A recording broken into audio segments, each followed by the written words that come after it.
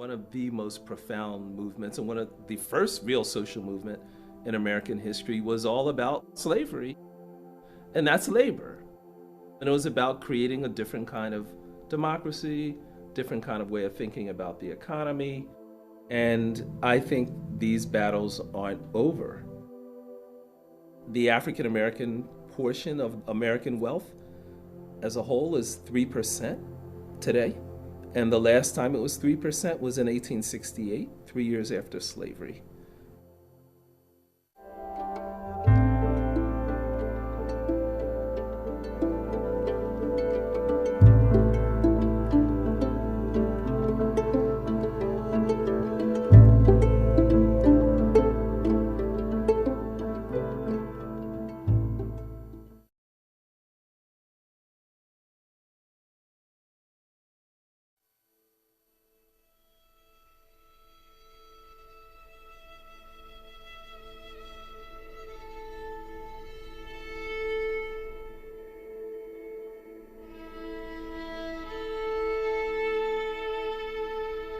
African Americans going back to before the Civil War, and the earliest African American spokespersons and writers and leaders like Frederick Douglass and others argued that the fundamental feature of the American economy was dehumanization. And they also argued that you can't have a democratic constitution and an economic system that degrades and exploits people. Many of the radical Republicans who fought for the Civil War and in the Civil War believed the same thing. I think the true intent of the 13th Amendment wasn't just to eliminate chattel slavery. It was to eliminate all forms of economic oppression and create what we would now call living wages for everybody. I think that was the true intent. But these things were overthrown. After the Civil War, there was a counter-revolution, Lincoln's assassination, the destruction of Reconstruction. We got segregation, which wasn't just about making white people feel superior, it was about a cheap labor force, which persisted. The 1963 March on Washington, where everyone sees Martin Luther King's I Have a Dream speech. Well, King wasn't head of that march. A. Philip Randolph was, the first black trade union president. The demand of the march was for jobs and freedom. Jobs came even before freedom.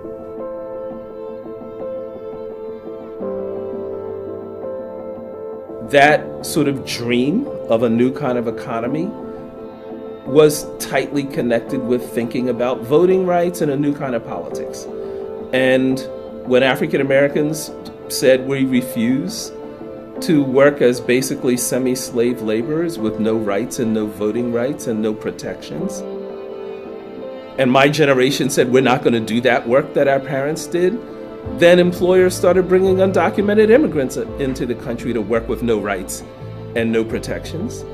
And when the government said, well, what are we going to do with all these young folks like me who don't want to do this kind of semi-slave work?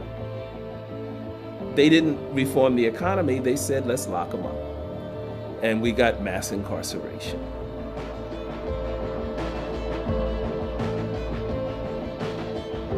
And so I think all of these things are related to our history. All of these things are part of the challenge of changing the system. And the system connects these things.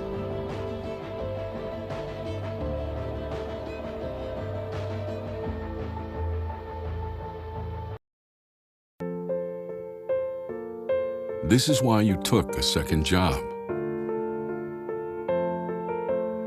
While you taught yourself how to fix the plumbing.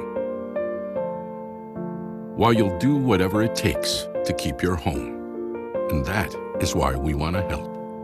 We are making home affordable, a free government resource that can make paying the mortgage easier. Call 888-995-HOPE today.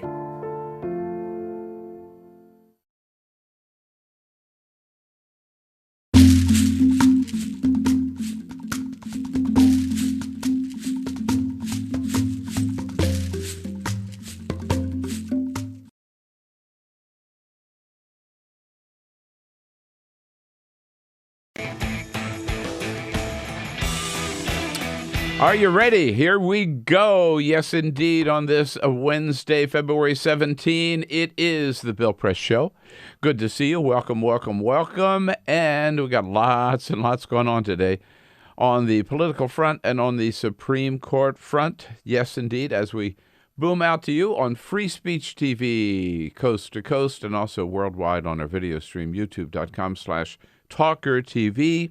3 days to go before the Nevada caucuses for Democrats and the South Carolina primary for Republicans.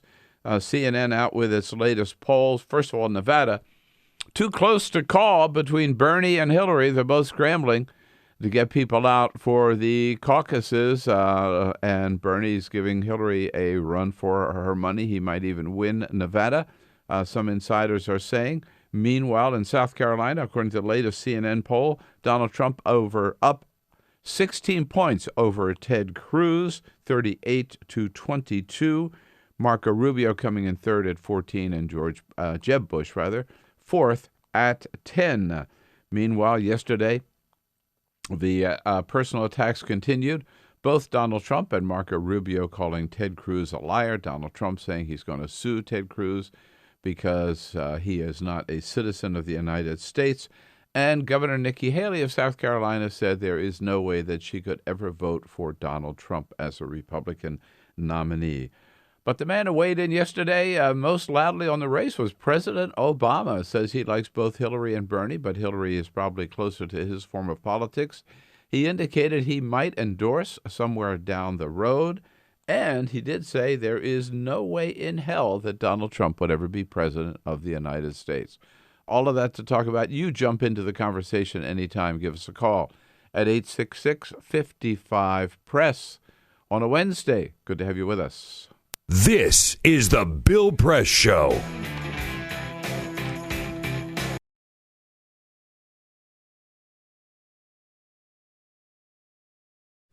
"21. My father is run over by a car. He's passed out in the road with a blood alcohol content 4 times the legal limit. I do not cry. 4 months later, the nurses lose his pulse, and I wonder whose life flashed before his eyes. Rewinding VHS tapes, old home videos. 20. 19. I haven't brought a friend home in 4 years. 18. My mother sips the word divorce. Her mouth curls at the taste like it burns going down. 17. I start doing homework at Starbucks. I have more meaningful conversations with the barista than with my family. 16. I wait for Christmas Eve. My brother and I usually exchange gifts to one another early. This year, he and my father exchange blows. My mother doesn't go to Mass.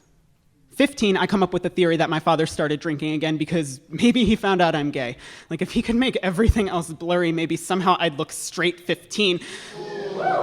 My mother cleans up his vomit in the middle of the night and cooks breakfast in the morning like she hasn't lost her appetite. 15. I blame myself. 15. My brother blames everyone else. 15. My mother blames the dog. 15. Super Bowl Sunday, my father bursts through the door like an avalanche, picking up speed and debris as he falls. Banisters, coffee tables, picture frames, tumbling, stumbling. I find his AA chip on the kitchen counter. 14. My father's been sober for 10, maybe 11 years. I just know we don't even think about it anymore. 13. 12. 11, Mom tells me Daddy's meetings are for AA. She asks if I know what that means. I don't. I nod anyway. 10. My parents never drink wine at family gatherings. All my other aunts and uncles do. I get distracted by the TV and forget to ask why. 9. 8. 7. 6. I want to be Spider-Man. Or my dad. They're kind of the same. 5. 4. 3. I have a nightmare. The recurring one about Ursula from The Little Mermaid. So I get up. I waddle toward Mommy and Daddy's room, blankie in hand. I pause. Daddy's standing in his underwear, silhouetted by a refrigerator light. He raises a bottle to his lips. 2. 1. 0. When my mother was pregnant with me, I wonder if she hoped, as so many mothers do, that her baby boy would grow up to be just like his father.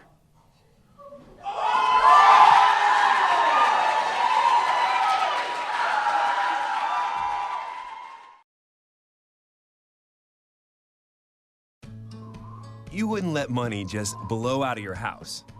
So when your AC or heater is on, make sure the doors, windows, and fireplace flue are shut tight. If you're headed out, turn down the AC or lower the heat by 10 degrees. And always keep your water heater set at 120. A little bit of common sense goes a long way. Get more great tips at energysaver.gov. So, I'm kind of new here, but I've noticed a trend. My human does at hide and go seek.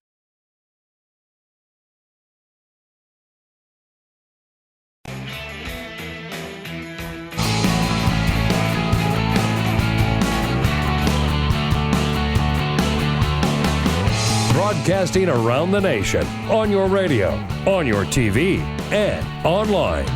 This is The Bill Press Show. The Pope had a girlfriend. Yeah, have you heard? John Paul II. Some pretty hot, steamy letters with a lady friend. They even went camping together. I saw the picture, and I only saw one tent.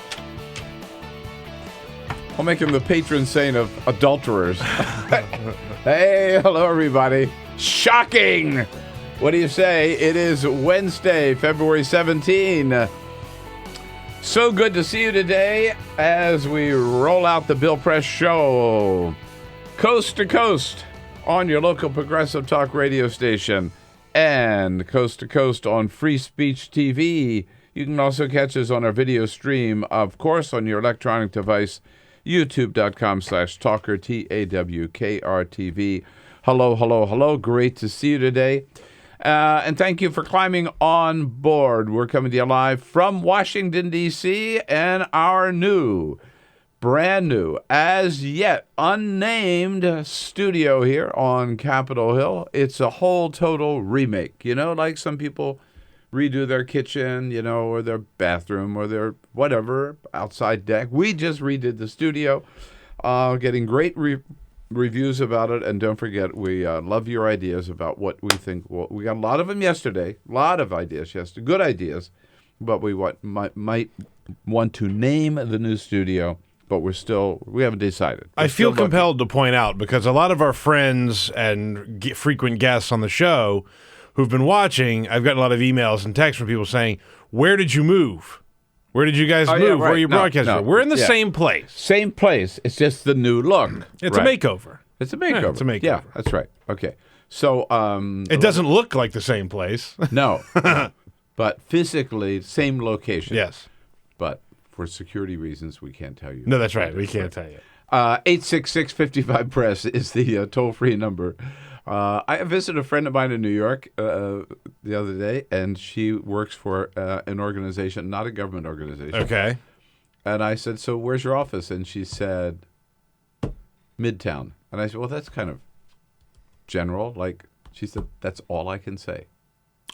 Oh, whoa. Whoa. Okay. The employees are not allowed to tell even the block that they're on. Really? Not alone the building, or let alone the actual address. Get out of here. Yeah. That's something. I wish we had that rule.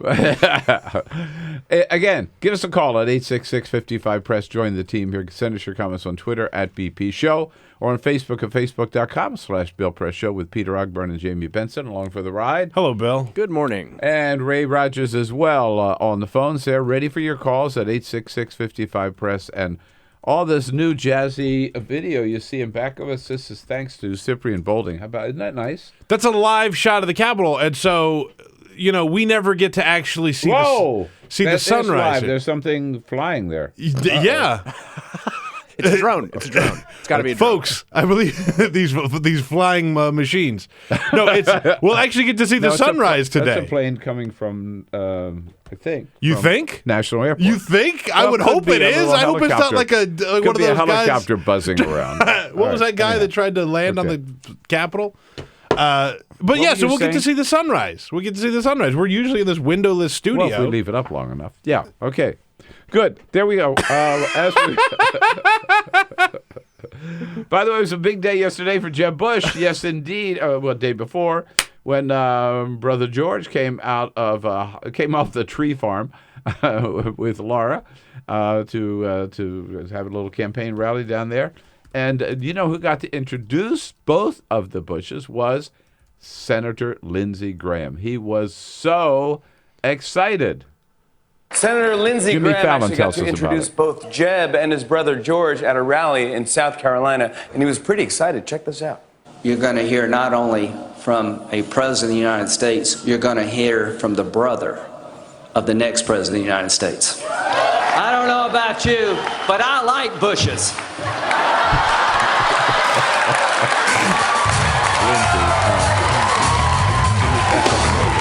Lindsey. Then another guy said, looks like we found some common ground.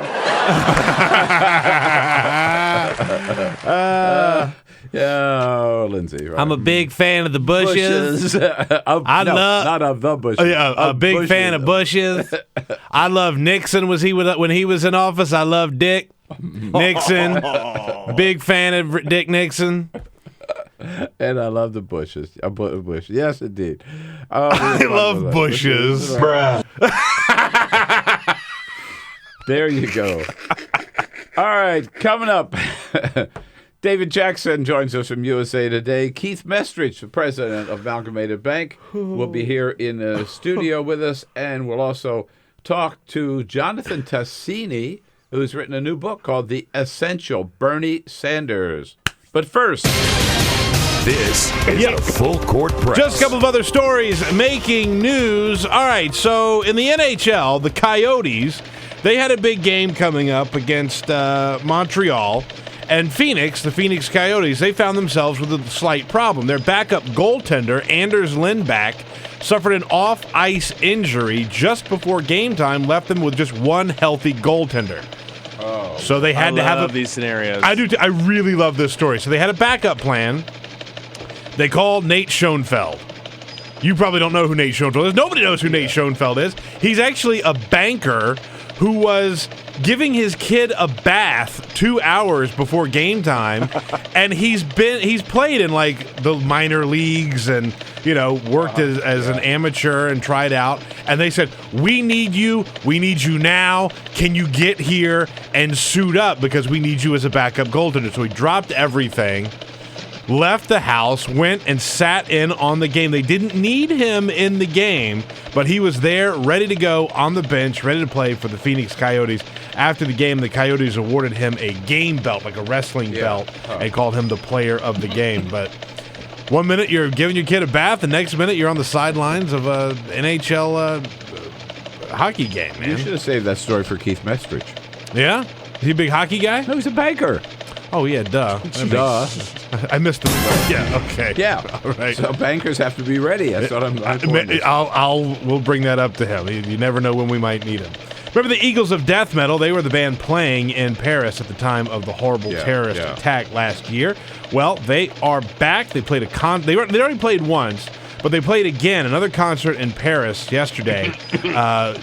They had all of the people who survived the attack that could make the show. They played a show just for them in Paris. He said, we wanted to finish the gig that we'd started so that they'd received overwhelming support. And, of course, security was awfully tight. They began the show with 89 seconds of silence in memory of the victims. Wow. A powerful show, I'm sure. Yeah. And Nerf, Nerf guns, they unveiled a new gun called the Nerf Chaos at the the New York Toy Fair. It is a gun that has a conveyor belt inside the gun that can blast out the ammo at 68 miles per hour. That sounds so dangerous. Well, but so here's the thing, though. They say that the bullets are very, very soft material, so if you get shot, you, quote, shouldn't get welts or other injuries. I don't know how that happens. It carries 40 foam rounds, and it goes on sale in the fall for $69.99. So $70 can get you going that fast. I'm sorry. I don't know how you don't get hurt. No, right. I don't care what it is. I'll tell you one thing, though. Could be a soap bubble. I'll tell you one thing. I'm going to find out. I'm gonna buy one of these. That sounds awesome. No, For the show. No, don't bring it in here.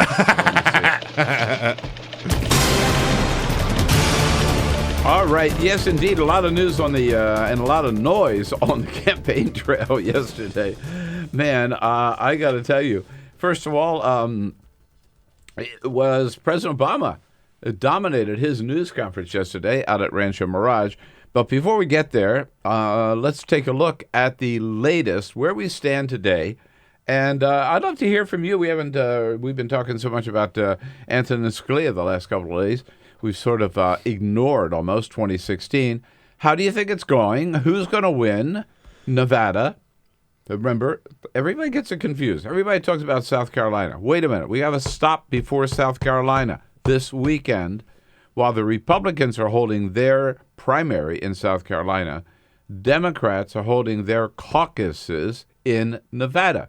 So Bernie and Hillary, it's Nevada that's next. For all the rest, Donald Trump, Ted Cruz, and Marco Rubio, and all the rest, it is South Carolina. Don't ask me why they screwed up the schedule this way. You would think that both parties, or only two of them, could get together and have the same primaries on the same days, but no, that's not the way it works this year. So, by the way, just really quickly, because this literally just came across in the inbox. In Nevada, a new CNN ORC poll shows that it is a virtual tie. Hillary Clinton, 48%, Bernie Sanders, 47%.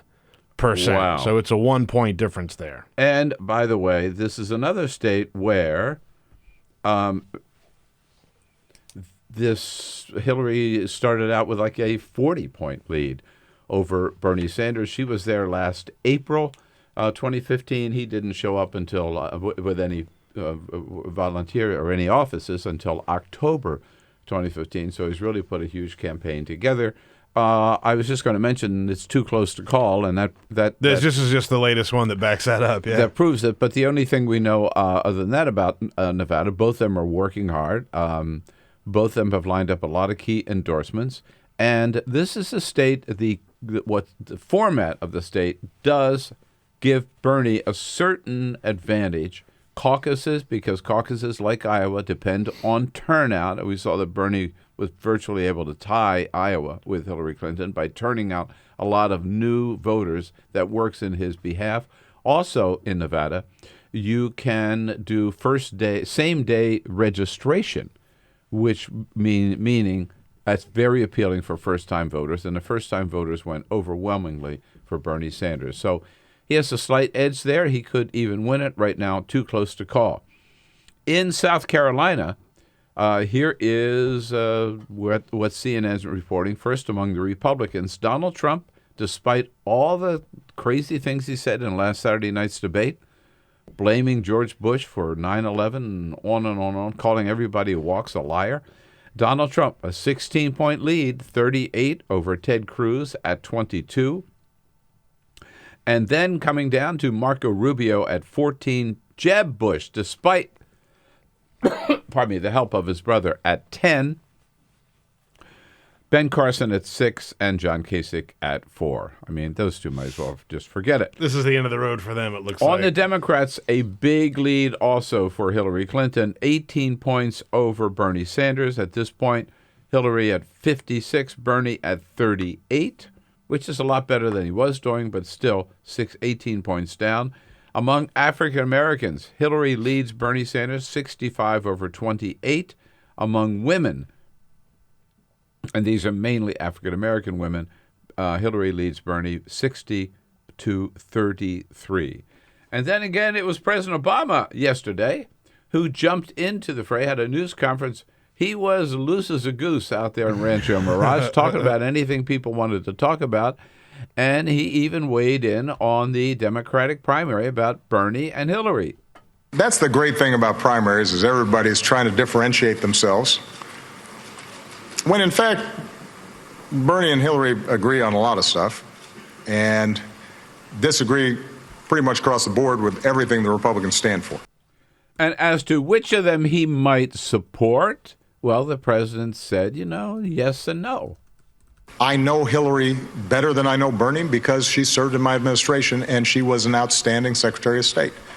I suspect that on certain issues, she agrees with me more than Bernie does. On the other hand, there may be a couple issues where Bernie agrees with me more. I don't know. I haven't studied their positions that closely. I was waiting for her to say, and by the way, let me be clear. Bernie Sanders wrote a foreword in a book by a man named Bill Press called Buyer's Remorse. Saying people should have buyer's remorse. No, he didn't go there. But maybe he will another time. He also, the president, left the door open for a possible endorsement. He said down the road, but he thinks right now that the voters should have their say, and this whole thing should play out. So let's take a look. You see where it is on the Republican side with Donald Trump still with a commanding lead in South Carolina. And Donald Trump said yesterday something, if we can, that I have to agree with. If he wins South Carolina, says Donald Trump, if we can do Saturday, if we can do really well, we can literally run the table and we can win this whole thing and we can turn this country around and we can use common sense. Yep, I think he's right. I think he's already unstoppable. Yeah. He wins South Carolina. He is clearly unstoppable. Who would stop him and where? Not in this Republican primary. 866-55-PRESS. Let's talk about it. Take a look. Either side. Who do you think is going to win Nevada among the Democrats? The two Democrats, Bernie or Hillary? Who do you think is going to win South Carolina? And where do we go from here? 866-55-PRESS. It is the Bill Press Show, Wednesday, February 17. Get social with Bill Press. Like us at Facebook.com/Bill Press Show. This is the Bill Press Show.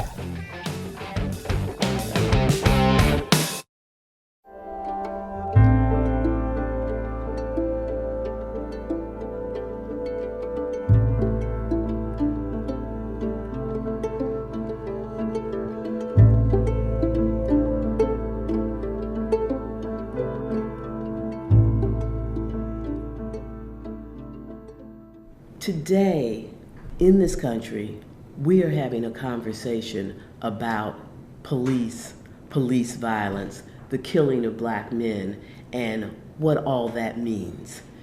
It is sad that this is happening and that every day there's a new incident to cause us to keep thinking about it and talking about it.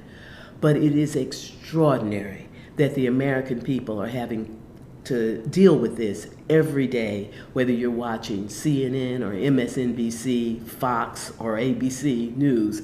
All the news channels are talking about police violence and what does that mean against black people. Many people probably look at that, certainly have looked at it in the past, and they have said that these poor black men are doing bad things, and that's why they are ending up in confrontations with police without any understanding of their lives of these poor black young men. Part of what has been going on for decades is that poor black people live in communities that suffer from hyper surveillance of the police. Their police are more likely to be in their communities.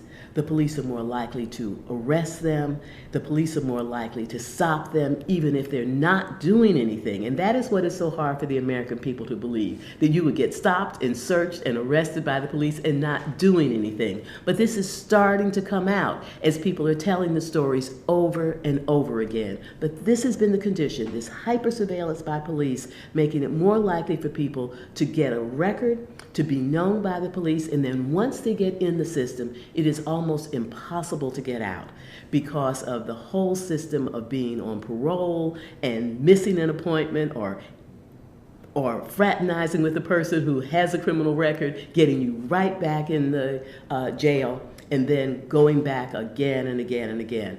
This is coming to be seen by the American people in a way that it has never been seen before. But why are people in these communities in the first place? That's getting peeled away. People are there because of housing discrimination. They are there because this is the only place where affordable housing can be found. They are there because that's where their families live, and people are drawn to being in communities where they are comfortable. The combination keeps people in these low-income communities where they are an easy target for hyper-surveillance and then everything that comes from it. And so as we think about these issues, We have to understand that while you as an individual in this society, as a white individual, you may not carry personal racism, but that does not keep the system from operating in a racist way.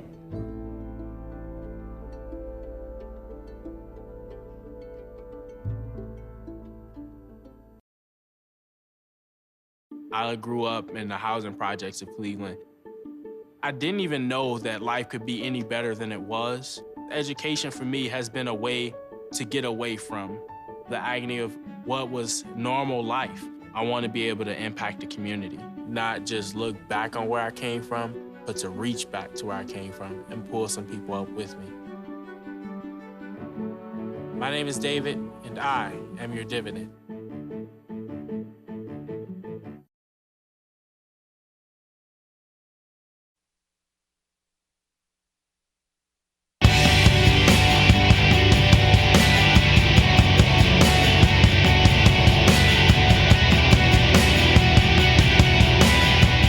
This is the Bill Press Show. Oh, man, the primary's underway for sure. Yes, indeed. Just a couple of days now before Bernie and Hillary square off in Nevada and Donald Trump and company square off in South Carolina. President Obama also had some things to say about the Republican candidates, which we will get to shortly here. What is your take? Who do you think is going to prevail in Nevada? By the way, Nevada is very, very important because I think if Bernie wins in Nevada, that will give him a real boost coming into South Carolina, where he is, everybody knows, pretty far behind Hillary Clinton, particularly given the African-American vote in South Carolina and the long history of Bill and Hillary Clinton with that community. So Nevada could be really pivotal in the Democratic primary. And what do you think is going to happen in South Carolina among Republicans? Donald Trump says if he takes it there on Saturday, he goes all the way. Tom, calling from up in Boston. Hey, Tom, what do you say? How are you? Good. How are you, Bill? Good. Everybody's good here. What's going on? What do you think? Well, I was listening to the dump. The dumpster? Yeah, the dumpster in South Carolina. He referred to Bernie as a socialist/communist. Now, I'm just wondering, if he keeps talking like that, will that take away a lot of votes for Bernie? No, I don't think so. But you know, it's just whatever. Donald Trump insults everybody, and he can get away. He can say anything about anybody. What's he going to say that's going to be the final straw, right? There is no final straw. I don't think there is one. Yeah, I really don't think there is one. I mean, bashing Bernie is good for business for him. Bashing the Republican candidates are good for business for him. Yeah, right.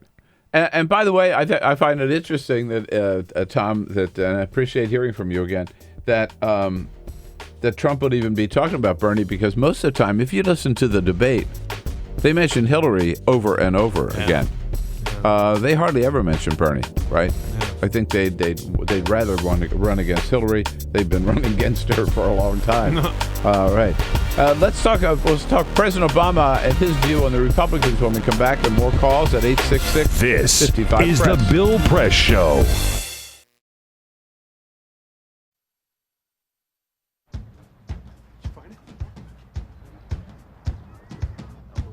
You taught him how to hit a baseball. Just like that. Say hi. How to hit a receiver.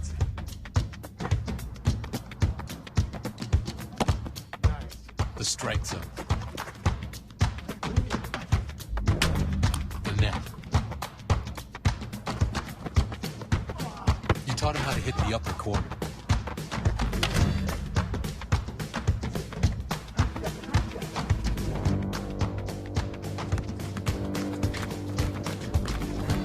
You even taught him how to hit the open man. But how much time have you spent teaching him what not to hit?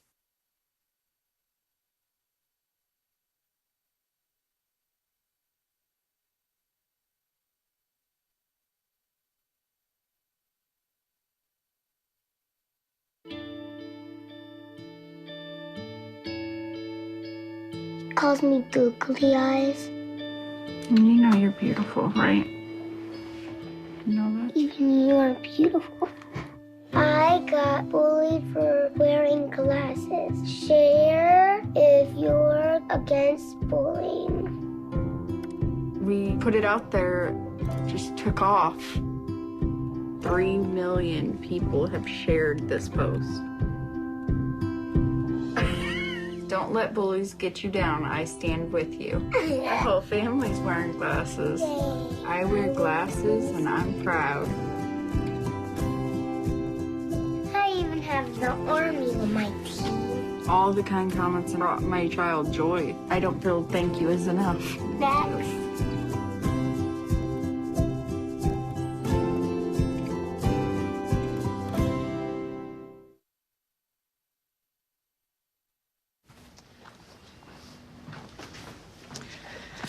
All right.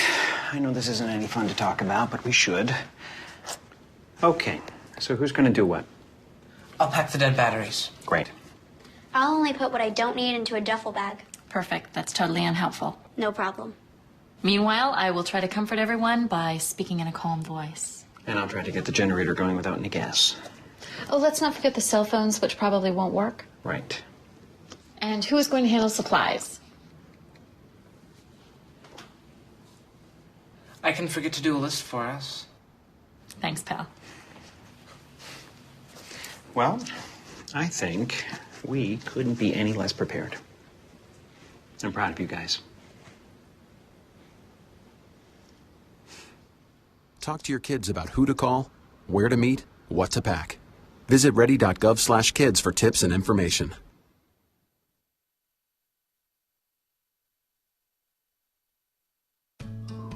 You wouldn't let money just blow out of your house. So when your AC or heater is on, make sure the doors, windows, and fireplace flue are shut tight. If you're headed out, turn down the AC or lower the heat by 10 degrees. And always keep your water heater set at 120. A little bit of common sense goes a long way. Get more great tips at energysaver.gov.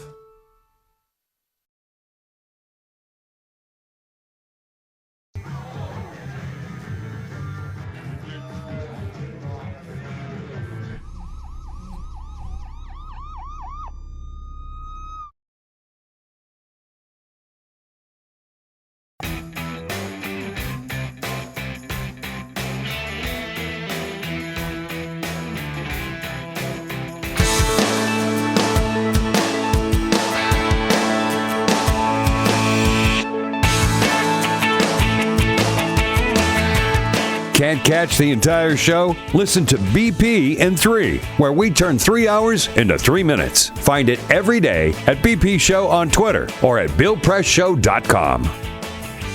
BP in 3, indeed. 33 minutes after the hour now, here it is, the Bill Press Show on a Wednesday, February 17, brought to you today by the United Steelworkers. And there are hard-fighting international president Leo Gerard. United Steelworkers is North America's largest industrial union, representing over 1.2 million active and retired members. Check out their website at usw.org. We're talking about what a week, man. This is, we had the death of Justice Antonin Scalia. We've got the lead up to the Democratic caucuses in Nevada. We have the lead up to the Republican primary in South Carolina. And then here on the Bill Press Show, we have been following the most important event of all of them. Yeah? This is it. What do we miss? Then we also had the Grammys, I might point out. Sure. But still, bigger than the Grammys, the Westminster Dog Show. Yes. And I want to tell you, we are going to jump up to New York right now. Here we are.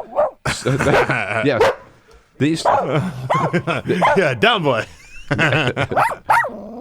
These are these are among the winners of the Westminster Dog Show. Who let the dogs out?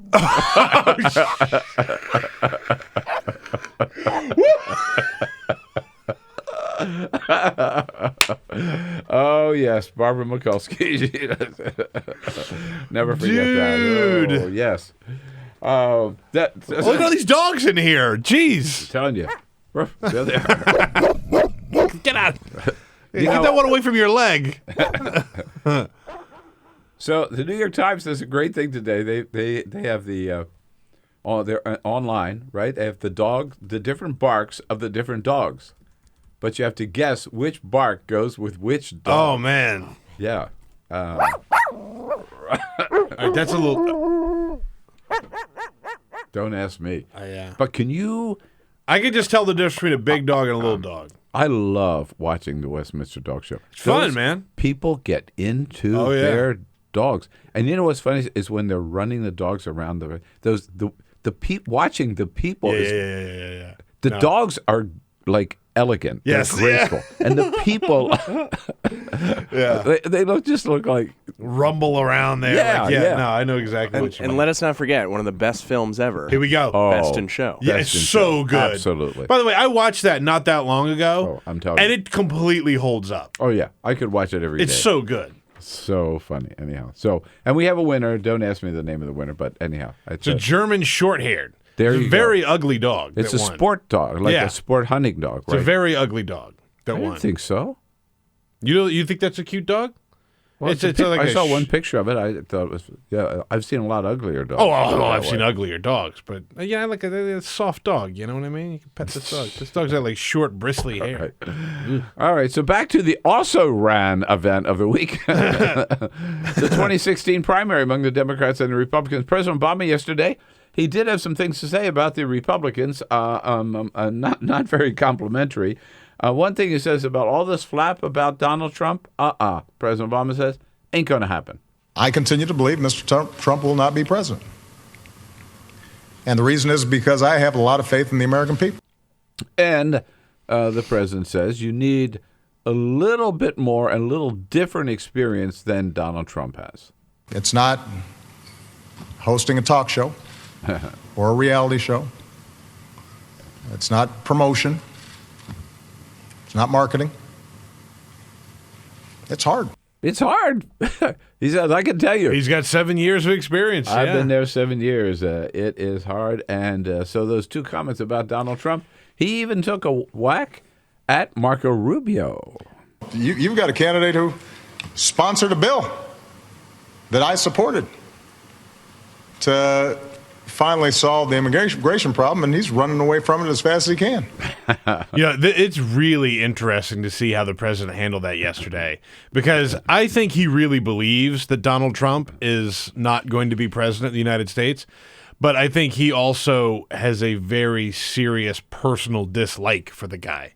I think he's just...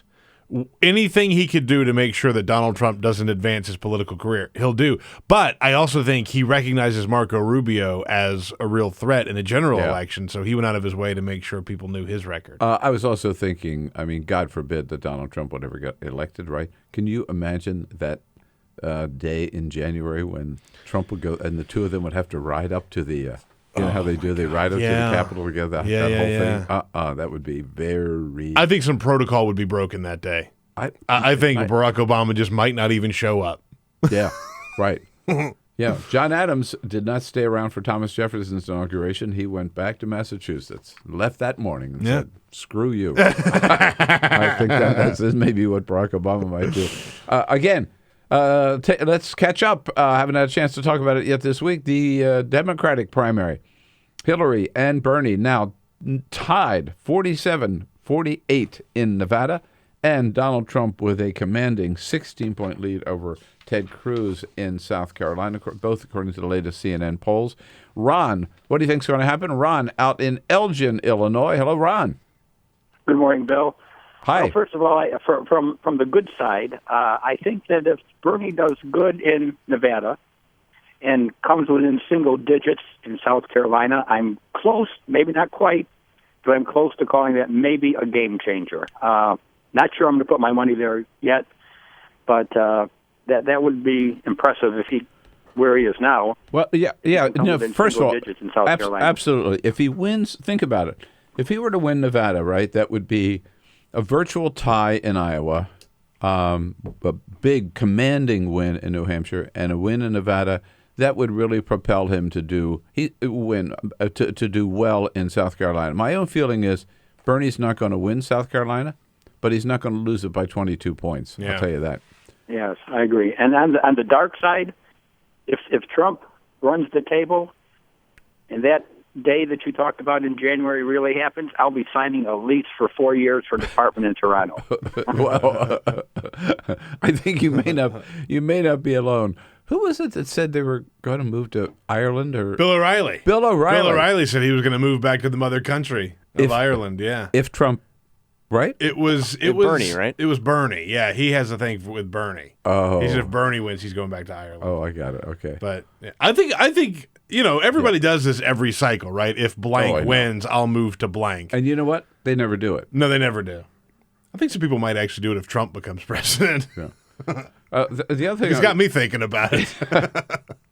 Oh yeah, let me tell you, I'm with you. Although France would be my But one other thing, just building on what Ron said about this South Carolina primary, a week from Saturday, when the Democratic primary in South Carolina, I see it as almost the mirror of New Hampshire. In New Hampshire, Bernie Sanders was trying to win by as big a margin as he could. And Hillary Clinton was trying to lose by as small a margin as she could. It's sort of the same thing, I think, in South Carolina, where Hillary's clearly got the advantage, a long history there. She's trying to roll up as big a margin as she can, and Bernie is trying to, knowing he may not win, is trying to narrow the gap and lose by as small a margin as he can. That's the name of the game now. Right. And so if he were able to get it down to single digits in South Carolina, that'd be a win for him. Yeah. Yeah. You know? A moral victory. Right. Okay. One more call here before we move to David Jackson from USA Today. Joey, out in Chicago on WCPT. Hello, Joey. What do you think? I like to talk about the debate, the Democratic debate. How Hillary Clinton said that Bernie Sanders is unelectable, and even if he was elected, he couldn't do much. Well, I got news for you. There's one person the Republicans dislike more than Barack Obama, and it's Hillary Clinton. So I'm not quite sure she's going to be able to get anything done either, Bill. Well, I don't know, Joey. I disagree with you on that. I think she'd be a pretty effective president, actually. And certainly, I'd support her in a New York second over any of those clowns on the other side. Yeah, and she's got some history as a former member of the U.S. Senate and some close ties over there. I think she'd be effective. I also think Bernie could get things done as well because of his position and his past. His history as a senator as well. We'll go right on to David Jackson up in New Hampshire.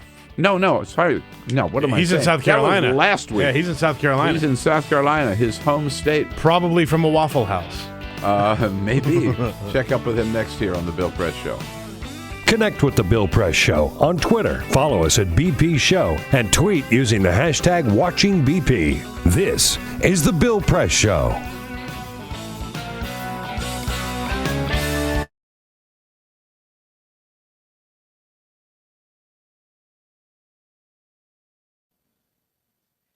A letter to the girl I used to be.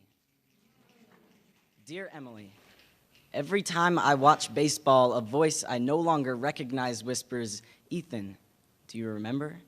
When you were going to be the first girl to play in the Major League Seattle Mariners rally cap. But to be honest, Emily, I don't. Dad told me that like it was someone else's bedtime story. But I do know you had that drive. Didn't let anyone tell you to wear shorts above your knees. Didn't care if boys thought your hair fell on your shoulders just right, but with girls, sleepovers meant the space between your shoulder and hers was a 6-inch fatal territory. The year you turned 11 was the first time you said out loud that you didn't want to live anymore. In therapy, you said you wouldn't make it to 21. On my 21st birthday, I thought about you. You were right. At 19, you started to fade. I tried to cross you out like a line in my memoir I wished I could erase completely. And maybe I'm misunderstanding the definition of death, but even though parts of you still exist, you are not here. Most of my friends have never heard your name until now. I've been trying to write this letter for 6 months. I still can't decide if it should be an apology or not. But now you will never hear Emily Smith announced at a college graduation. Get married. Give birth. When the prescribed testosterone started taking effect, my body stopped producing the potential for new life every month. I thought about your children, how I wanted them too. I let a doctor remove your breasts so that I could stand up straighter. Now, even if I somehow had those children, I wouldn't be able to nourish them. My body is obsolete, scarred cosmetic, but never C-section. I was 4 days late. They will never be grandparents. I was 1 week late. They will never hold their lover's sleeping figure. I was 11 days late. They will never breathe in a sunset and a sunrise in the same night. I was 2 weeks late. They will never learn to jump rope. I was 3 weeks late. They will never shout, "Watch, Mommy, watch me on the slide." I was 2 months late. A piece of us will never wrap their arms around our leg for comfort, but just to keep them from falling down. And I am sorry that this process is so slow, and all you can do is wonder if you ever had a place. You did. You still do. Don't forget that. Yours, Ethan. P.S. I never hated you.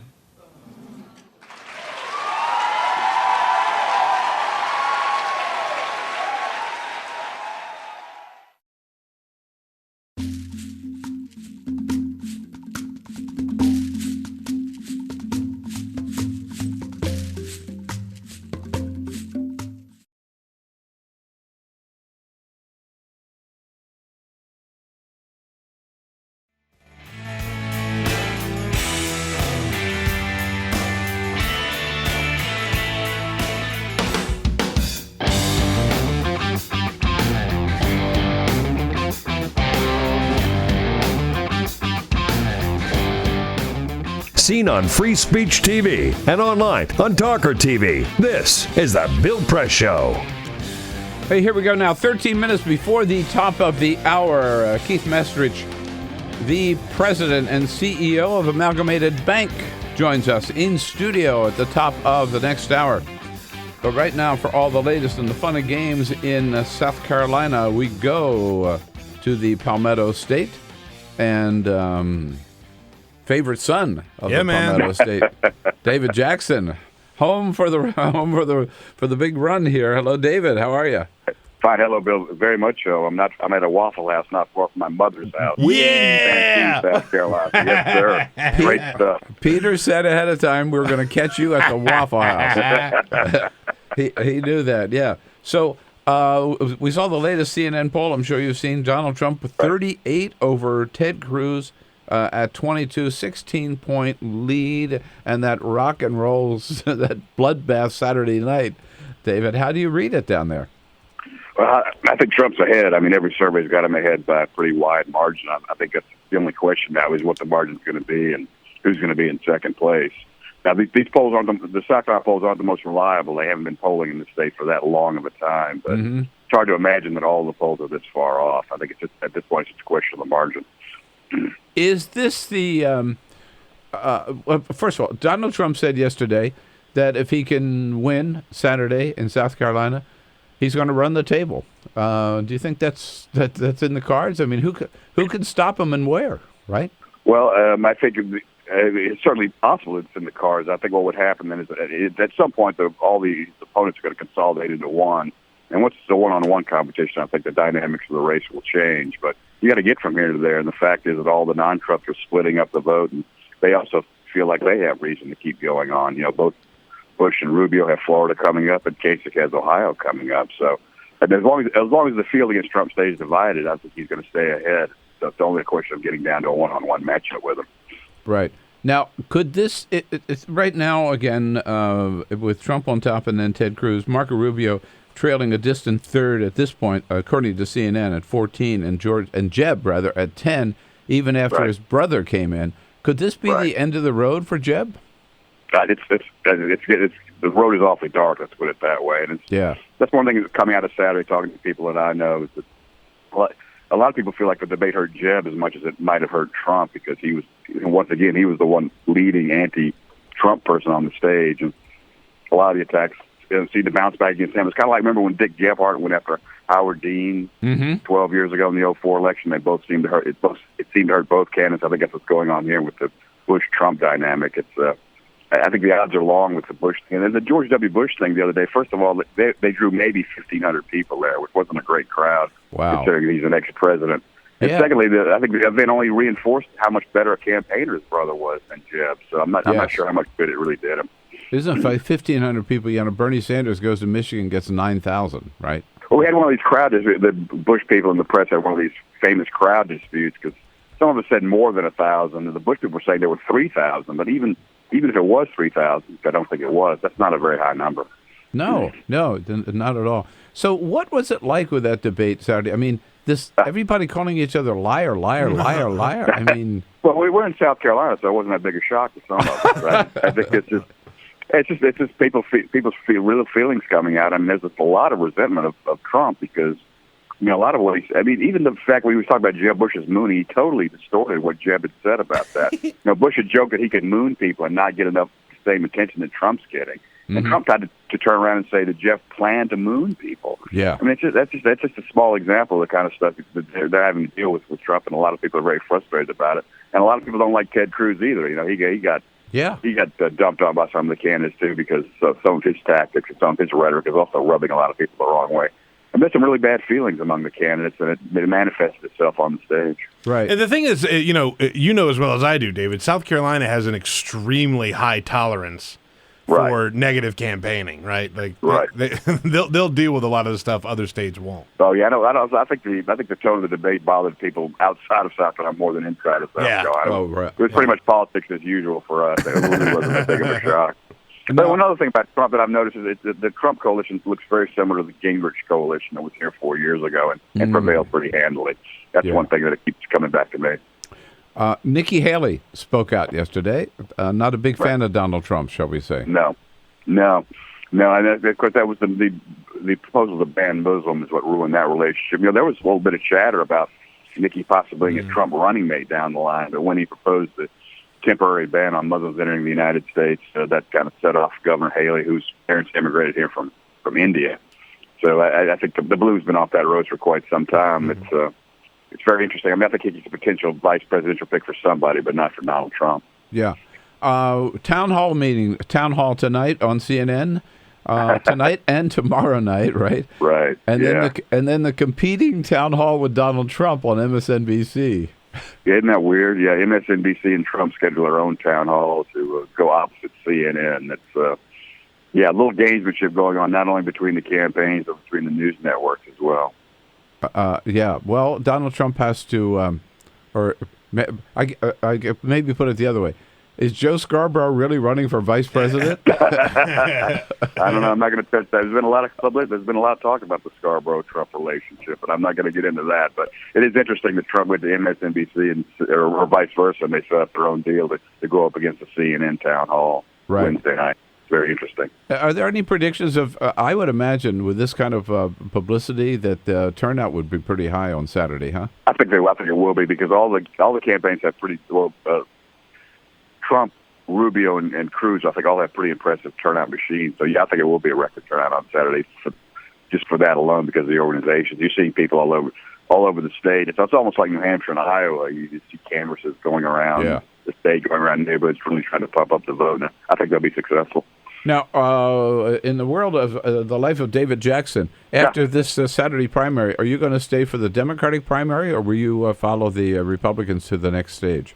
I'm going to go to Nevada for the Republicans, which I think is going to be kind of an interesting thing because it could be the last stand for Rubio or Cruz. They're both counting on a win there. Mm-hmm. And Trump in Nevada supposedly doesn't have much of an organization, which you supposedly need for caucuses. But it'll basically see what kind of number he draws out in Nevada as well. I don't think it's going to be a pivotal contest, but I think it's going to be an interesting result in Nevada. I want to be there to see what happens. CNN's poll this morning shows Donald Trump 45 to Ted Cruz 19 in Nevada. Boy, so that's going to be... All right, David, we will follow you wherever you go, dude. Absolutely, man. All right. Thanks, sir. Thanks, David. Back to the Waffle House for David Jackson. Scattered, smothered, and covered. That's the way to do it, man. He's got it. We'll be right back. Your place to talk about the 2016 election. This is the Bill Press Show.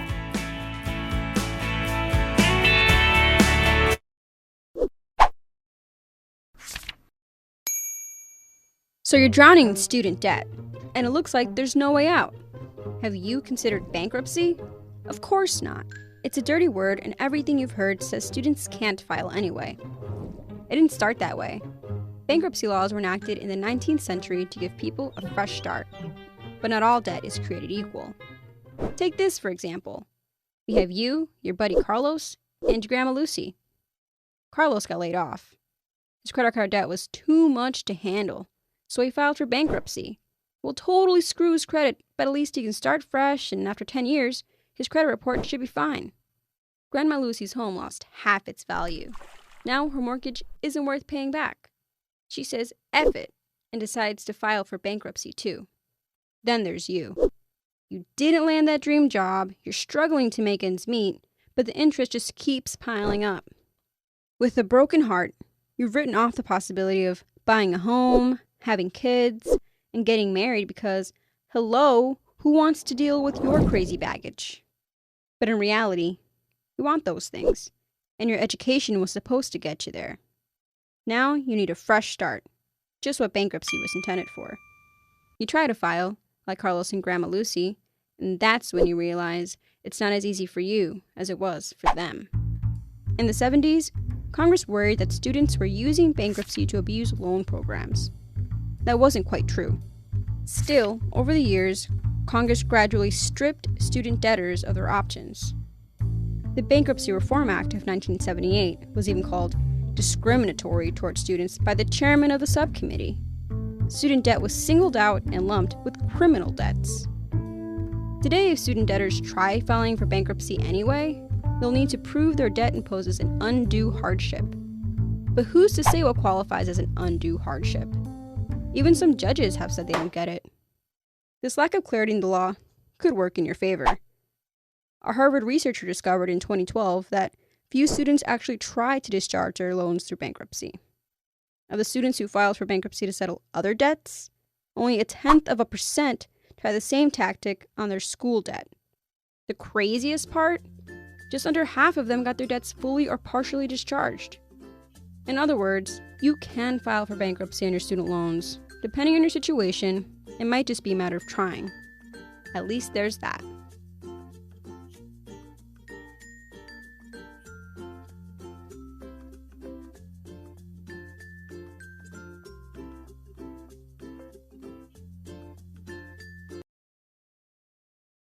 The average text takes your eyes off the road for nearly 5 seconds. At highway speeds, that's enough time to travel the length of a football field. Stop the texts, stop the wrecks.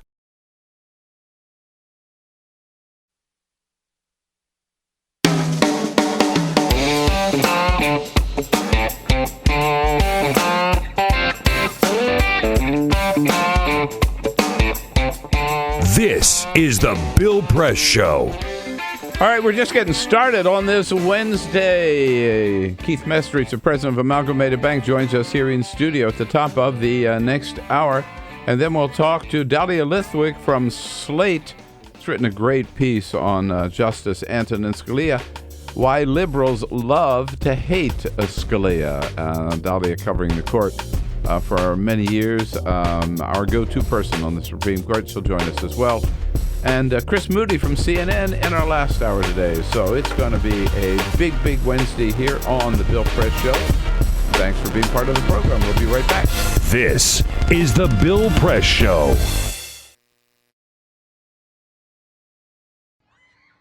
All right, guys, I want to take the last part of the day to change our focus and talk a little bit about water.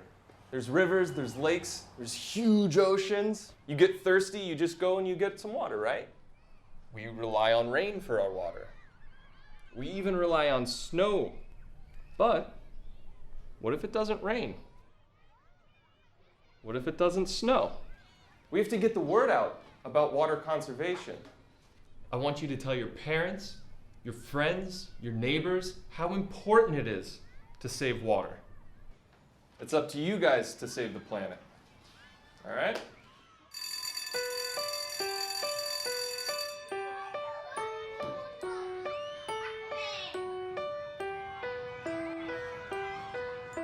What if it doesn't rain? What if it doesn't snow? We have to get the word out about water conservation. It's up to you guys to save the planet.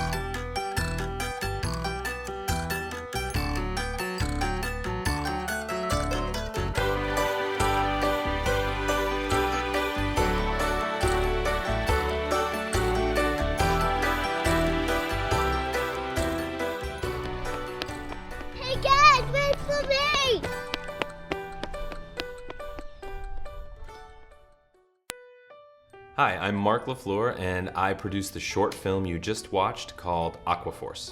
California is experiencing one of the worst droughts it's ever had, and now, more than ever, it's important for everyone to do their part to help conserve water. The reason I made this film is because I wanted to make something fun and informative that would get people talking about the California drought. Obviously, this is an important issue because we have a limited amount of clean drinking water. I think it was very important to let people know, especially young people, that this is an important resource, maybe our most important resource, and it's something that we can't take for granted and we certainly can't waste. I really wanted this to be something that children would respond to. The kind of thing that any kid anywhere in the world, no matter what language they speak, could understand the story and be entertained by it and leave it knowing that this is something important, that if they didn't already know about this, that it's now going to be a part of the way that they think about water, the way that they live life, and that it's something that they'll share with their friends. The fact that they watch this video once or twice and they immediately understand that water is important, that's it. That was the whole point of this thing, to get it into the conversation, to make it something that kids are thinking about, talking about, that they're aware of, and that they know is important. This project was self-funded, so we relied on the support of our community to make it happen. It was pretty amazing to just have our neighbors, our friends, and our coworkers come together and volunteer their time and their homes and their kids to make this thing happen. Thanks for checking out the video. Keep the Aquaforce going, and thanks for watching Free Speech TV.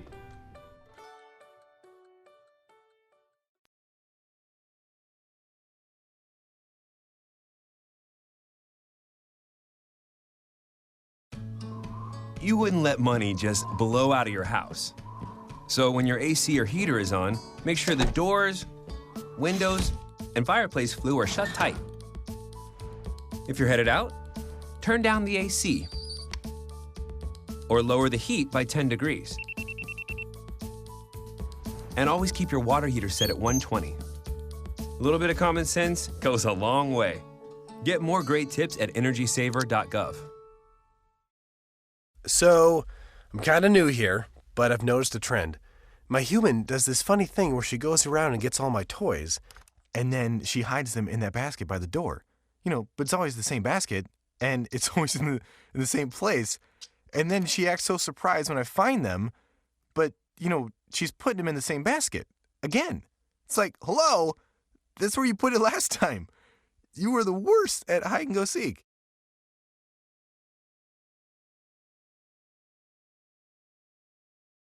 And online, this is the Bill Press Show.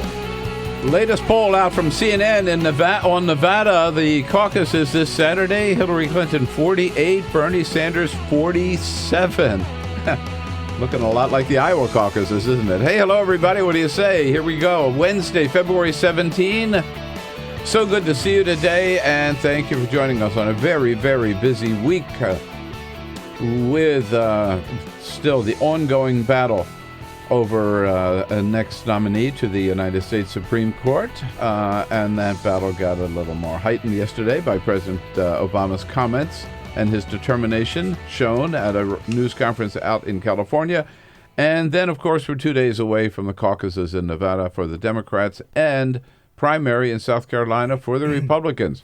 Oh, boy, lots you want to talk about, so give us a call at 866-55-PRESS. This Wednesday edition of the Bill Press Show, you hear us say often that we are sponsored by Amalgamated Bank, and we welcome in studio with us this morning the president and the CEO of Amalgamated to talk economy in general and the health of the banks and maybe some of Bernie Sanders' ideas of what we ought to do about the banks. Keith Messrich. Hello, Keith. Good to see you. Morning, Bill. Morning, Peter. Hey, how you doing, man? Good. Yeah, and I'll tell you, for coming in. We like guests, who get here on time. Yeah. We especially like guests who get here early. Yeah. I forget that when you can drive at 6 o'clock in the morning, you can get across town pretty quick. Especially a day like today. No snow, no ice. No snow, no ice, no cars. Yeah. It's pretty great. Yeah. Yesterday, no Congress. Right? No Congress. Just go. Right? Yeah. It's a perfect day. Right.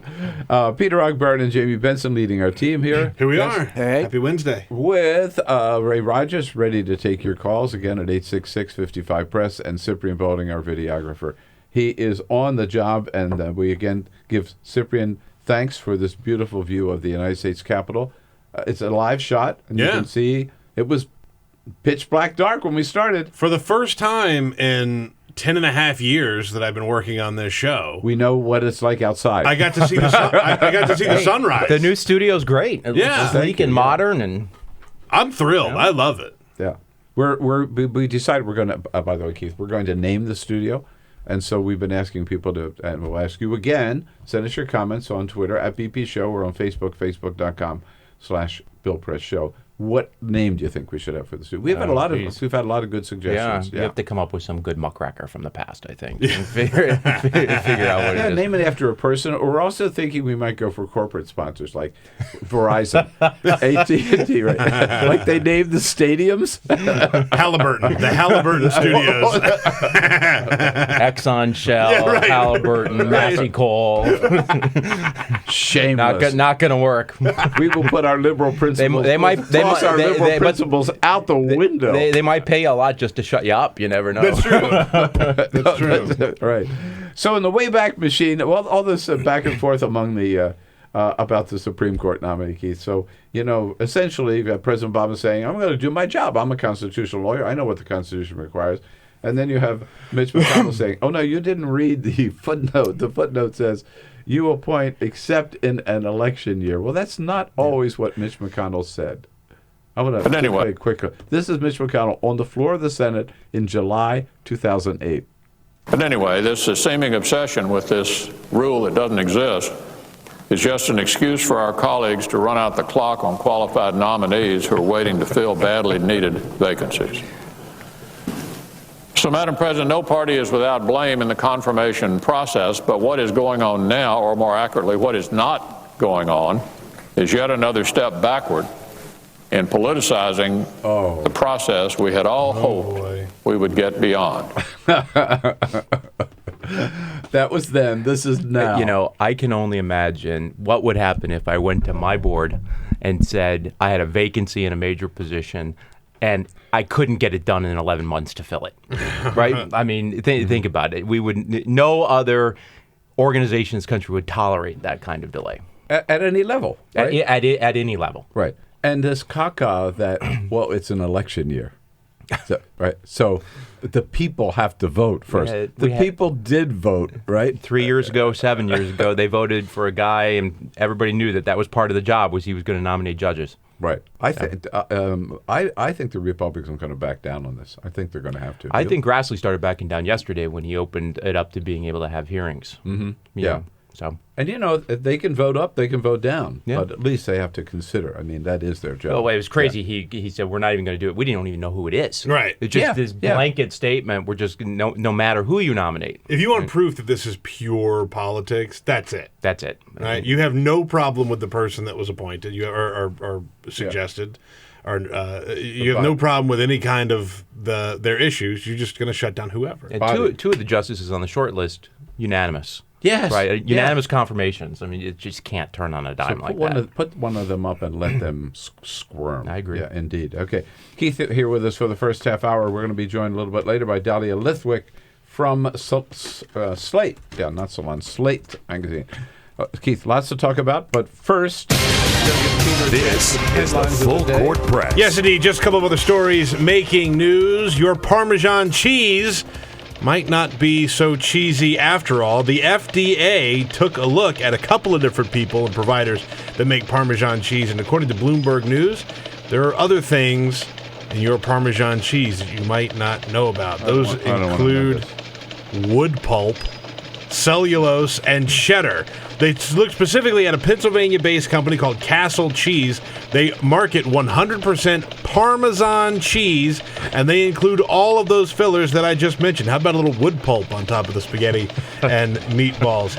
The company's president is scheduled to plead guilty to criminal charges this month, and they could get fined $100,000. They also look at Walmart's Great Value brand, and they exceed the percentage of cellulose allowed by law. They do say that you want to get around this. If you want to find the real thing, look for Parmigiana Reggiano. Yeah. That's the real thing that's shipped in. But if it's Parmesan cheese, then you can add other things to it. So that's the rub there if you don't want wood chips on top of your pasta. I think I'll remember that. That's good to know. Yeah, look for the Parmigiana. That's the thing. Reggiano. Shop Talk. Yesterday, we found out who was going to replace Elizabeth Hasselbeck as co-host of Fox News' Fox and Friends, and it is Ainsley Earhart, who we've seen filling in a couple mornings here. She is going to be the new permanent host. She's been with Fox News Channel since 2007. She worked locally for the CBS affiliate in New York City, so she will officially take over as the new co-host. So there you go. I was on Fox and Friends last Saturday morning with Tucker Carlson at 6:15, followed by a guy cooking omelets. Oh man! Followed by the spring fishing tournament. So I felt I was right in my element, man. Yeah, right. Your people. Wait, did you at least get an omelet out of the deal? No. Oh man. What's Donald say about the new host? That's what we really need to know about. Yeah. And Hillary Clinton and Bernie Sanders are in a battle for Nevada. The caucuses are coming up. Hillary Clinton might be getting a boost from our good friend Dennis Hoff at the Moonlight Bunny Ranch in Nevada. God. They are campaigning for Hillary Clinton. It's the brothel that you've seen on HBO and sort of infamous for being out there. They have a new group called hookers for Hillary, and they are campaigning. These are, people you don't want, right? Yeah, they are going all in for Hillary Clinton. They're touting her positions on health care and other issues. They say that her campaign speaks to them the most. So, Dennis Hoff, former guest on the Bill Press show. Yeah. Not in studio and didn't bring any friends with him. It was just on a phoner. Do you still get the invite to his annual birthday party? No. We used to get the invites to his birthday party every year. up, Yeah, right. I never made it. I got no comment here, guys. Smart man. I'll tell you this way. I met him through Tucker Carlson. That's all I'm going to say. Comes on after the fishing segment. Yeah, I'm sure Tucker's thrilled with that. Keith, I'm glad to see you today for one reason, for several reasons, but one of them is I saw this article yesterday in the New York Times that Neel Kashkari, right, who's with the Fed out in Minneapolis, right. He came out yesterday and said there are still banks that are too big to fail. It almost sounds like he's channeling Bernie Sanders. What's he mean? Well, and look, is he right? Look, it's now, 8 years since the biggest financial crisis of our times, right? Without a doubt, the Feds have come in. Banks are stronger, but the economy's feeling a little frothy right now, to say the least. And we're about to sort of see how strong the regulations that have been put in place are, to see if we've got the right protections in place. And, it's interesting that one of the Fed governors says, hey, maybe we still have some too big to fail issues. So what do we do about that? Are we talking about breaking up some of these big banks and to create a lot more smaller banks that have less exposure? Look, the big four banks are all trillion-dollar institutions: Citibank, Chase, Wells Fargo, Bank of America. They look very different than a community bank like ours. Right. That spends a lot of time thinking about taking people's deposits and lending people money. These guys are into commodities trading. They do. It's a total different operation, isn't it? It's a totally different kind of operation, and it really is scary when one or two financial institutions can cause us to have the whole economy, the whole country focused on saving them, because they may bring not just the country down, but the entire global economy. I think we have to ask real questions. Are they too large? Mm-hmm. Too large to... And when they go, right, they have such an impact on the economy writ large. Yeah, when a small bank goes, the Feds come in on a Friday night. They make an orderly transition to figure out how a failing bank can be taken over by another financial institution. And depositors don't tend to lose anything, and we don't need to pass legislation in 24 hours to save the economy. Right. There's just something fundamentally wrong about that when any institution has that influence on the economy. Or pass a TARP or whatever. Or pass a TARP. And by the way, it would apply to any other industry. If we only had one car company in the country, it would be the same thing. If we only had one television network in the country, it would be the same thing. You can't have that kind of market domination and that kind of control and impact on the economy. The meme among, I hear a lot of conservative economists today, is that the collapse of 2008, and I heard Hillary speak about this the other day, that the collapse was due to the fact that there was too much regulation, right? Not too little regulation. Yeah, wrong. just wrong. In fact, it was the regulators had gotten too weak in comparison to the companies, into the large financial institutions. SEC, the FDIC, the Federal Reserve, the OCC, all the federal regulators that oversee the banks and the other institutions. That's changed. They have a lot more influence. They have a lot more ability to require companies to do stress tests, to think about how they'd survive if there was another downturn. Companies hate doing it, but it's absolutely necessary. And you need a strong, principled regulatory framework, or the worst things in capitalists come out. Was it a mistake to repeal Glass-Steagall, and should it be reinstated? Can a bank have both an investment side and a commercial side of the bank? I think they can, but I think it has to be watched very carefully to make sure that there are the kind of walls in between things so that people don't unnecessarily take risk by investing our capital when we deposit our money in a financial institution. I think it's okay, but I think you have to have a very, very strict regulatory regime. All right, so what's going on today with the economy in general, particularly with the market? I mean, We've had a rough couple of months. Yeah, I mean, rough 6 weeks, I guess. And right why? Is it China? Or I think there's a lot of reasons for it, but it sure felt different right before Christmas time. And then we come back, and the stock market's down 2,000 points. Oil's down below $30. Gold's gone back up because you see this as being a hedge. Here's what I'm really concerned about. The commodity prices drive a lot of the demand issues, and so there's not a lot less demand in the economy all over the place. The stock market should not be a leading economic indicator of everything, but it is, because everybody follows it and looks at it carefully. Right. And if I have any fear, it's that as companies try and bulk up the price of their stock, they're going to start laying off people. And when they start laying off, then you start to have real recessionary impact in the U.S. as well. Hopefully that won't happen, but I think that's something that we have to watch out for. But is there anything driving this uncertainty or unease about the driving investors or the traders at any rate to sell? I think it's not all that unlike what we're seeing in the election here. I think it's a lot of fear that's driving things from happening. So people don't know what's going to happen because the economies around the world are bad. Will that start to seep into this country? People don't know what's going to happen from a security perspective around the world. We wake up every day to something happening somewhere in the world where some bomb goes off, somebody shoots up a restaurant, whatever. We have political parties who literally can't get anything done in this country. So if there was a crisis, it's not like the government's going to be able to step in and really use fiscal tools to get anything done. And we have no clue who the president of the United States is going to be. And that's an awful lot of anxiety, creating an aura, I think, that drives some financial. Yeah, but when I hear you say that means that this uncertainty could linger through January 2017. Could. We'll see. I mean, the economy seems to me to be pretty strong. Consumer demand is up, but there's this swirl all around a whole bunch of other things. Is the American economy strong enough to hold up the whole global economy or not? Well, it's about to be put to the test. Keith Mesterich with us from Amalgamated Bank, President and CEO on the economy in general. 866-55-PRESS is our toll-free number. If you have a question or a comment, and we'll be right back.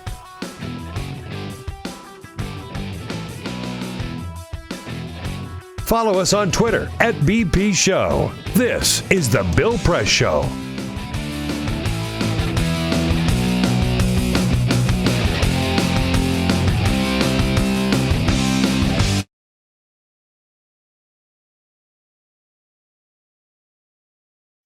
This is the story of my grandfather.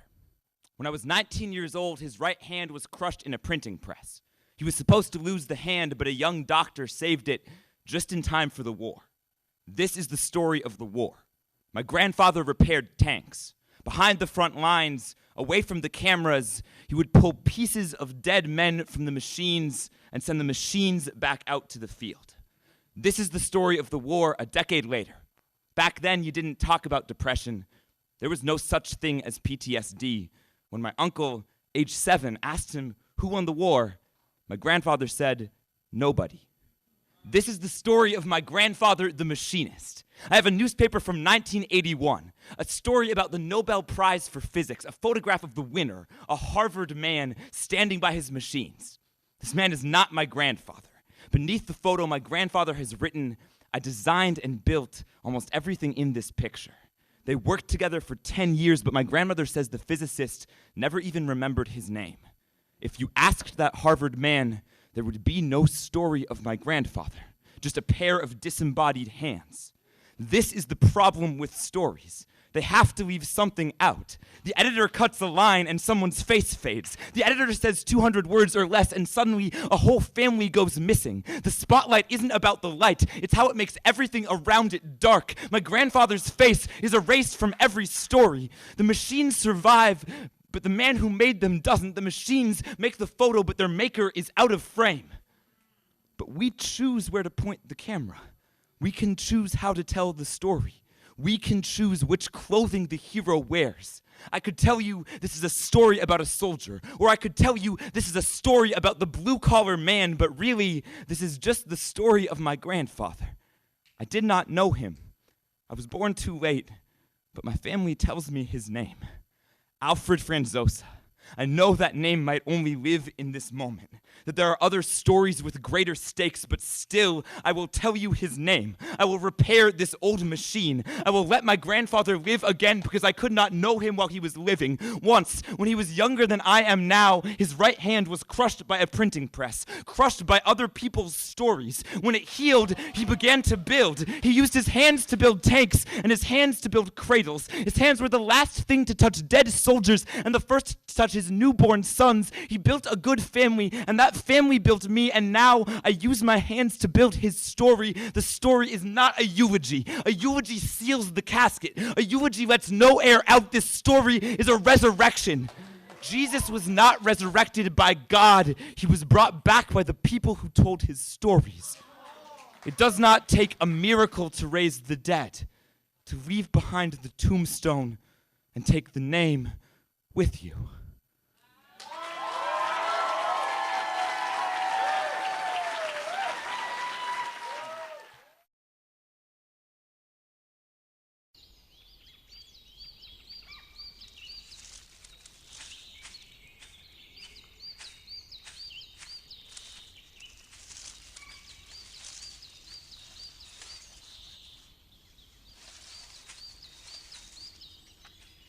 At Earth Justice, we defend the environment in the courtroom. Join our fight. When you take a seat, you take a stand. Earth Justice, because the Earth needs a good lawyer.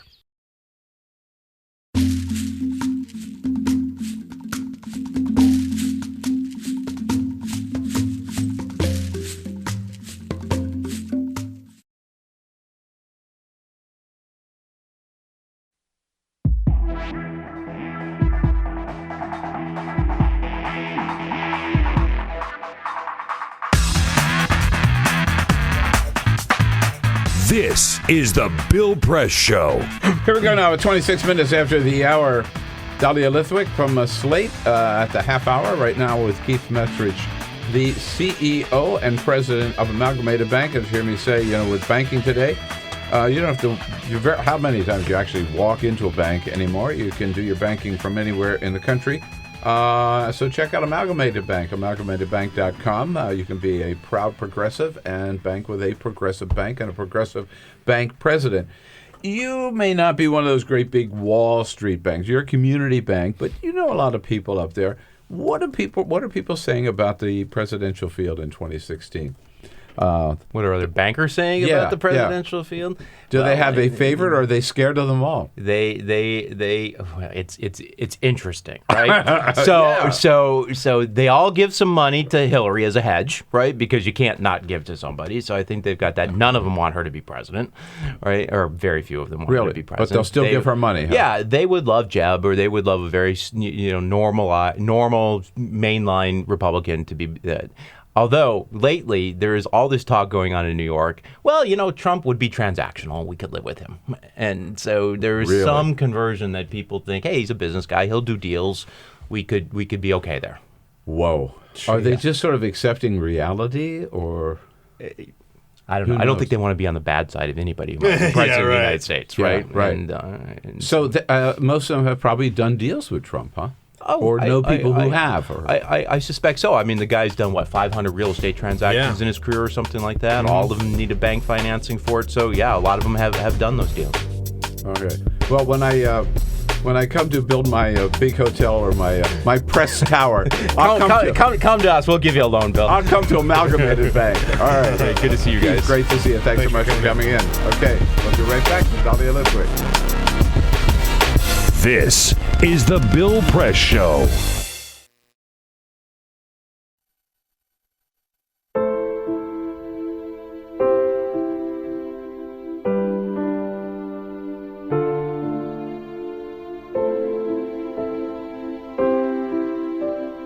I have run these canyons for 6 million years.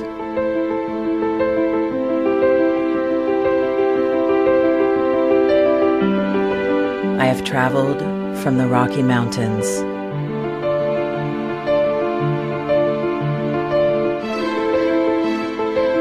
to the deserts, through scorching heat and freezing cold. From the land of the dinosaurs to fields of food.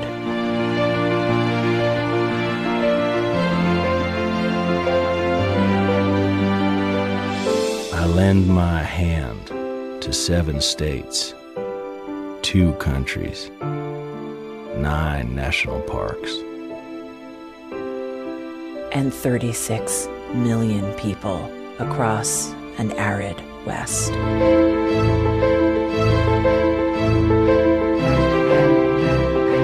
I am not the strongest or the largest, but I am the hardest working.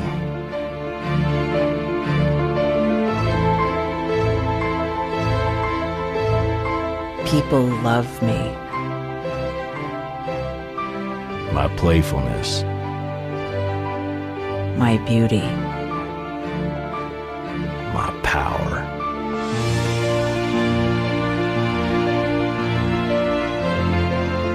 My life.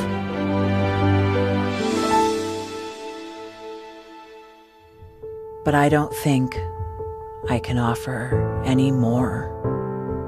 I am tired. I am tired, tapped, and tied. Of the hundreds of major rivers in the world, I am one of the few who no longer kisses the sea. Battles to harness my soul have been won and lost. Use me wisely, and I will sustain you.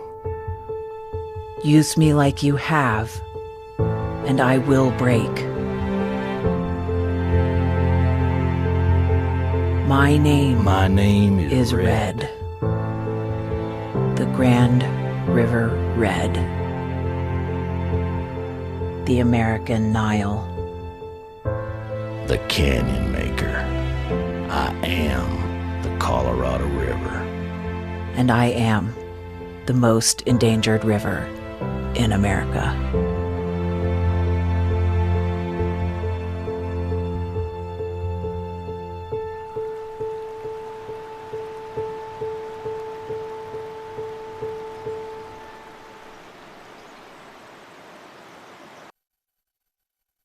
So, I'm kind of new here, but I've noticed a trend. My human does this funny thing where she goes around and gets all my toys, and then she hides them in that basket by the door. But it's always the same basket, and it's always in the same place. And then she acts so surprised when I find them, but, she's putting them in the same basket. Again. It's like, hello? That's where you put it last time. You were the worst at hide and go seek.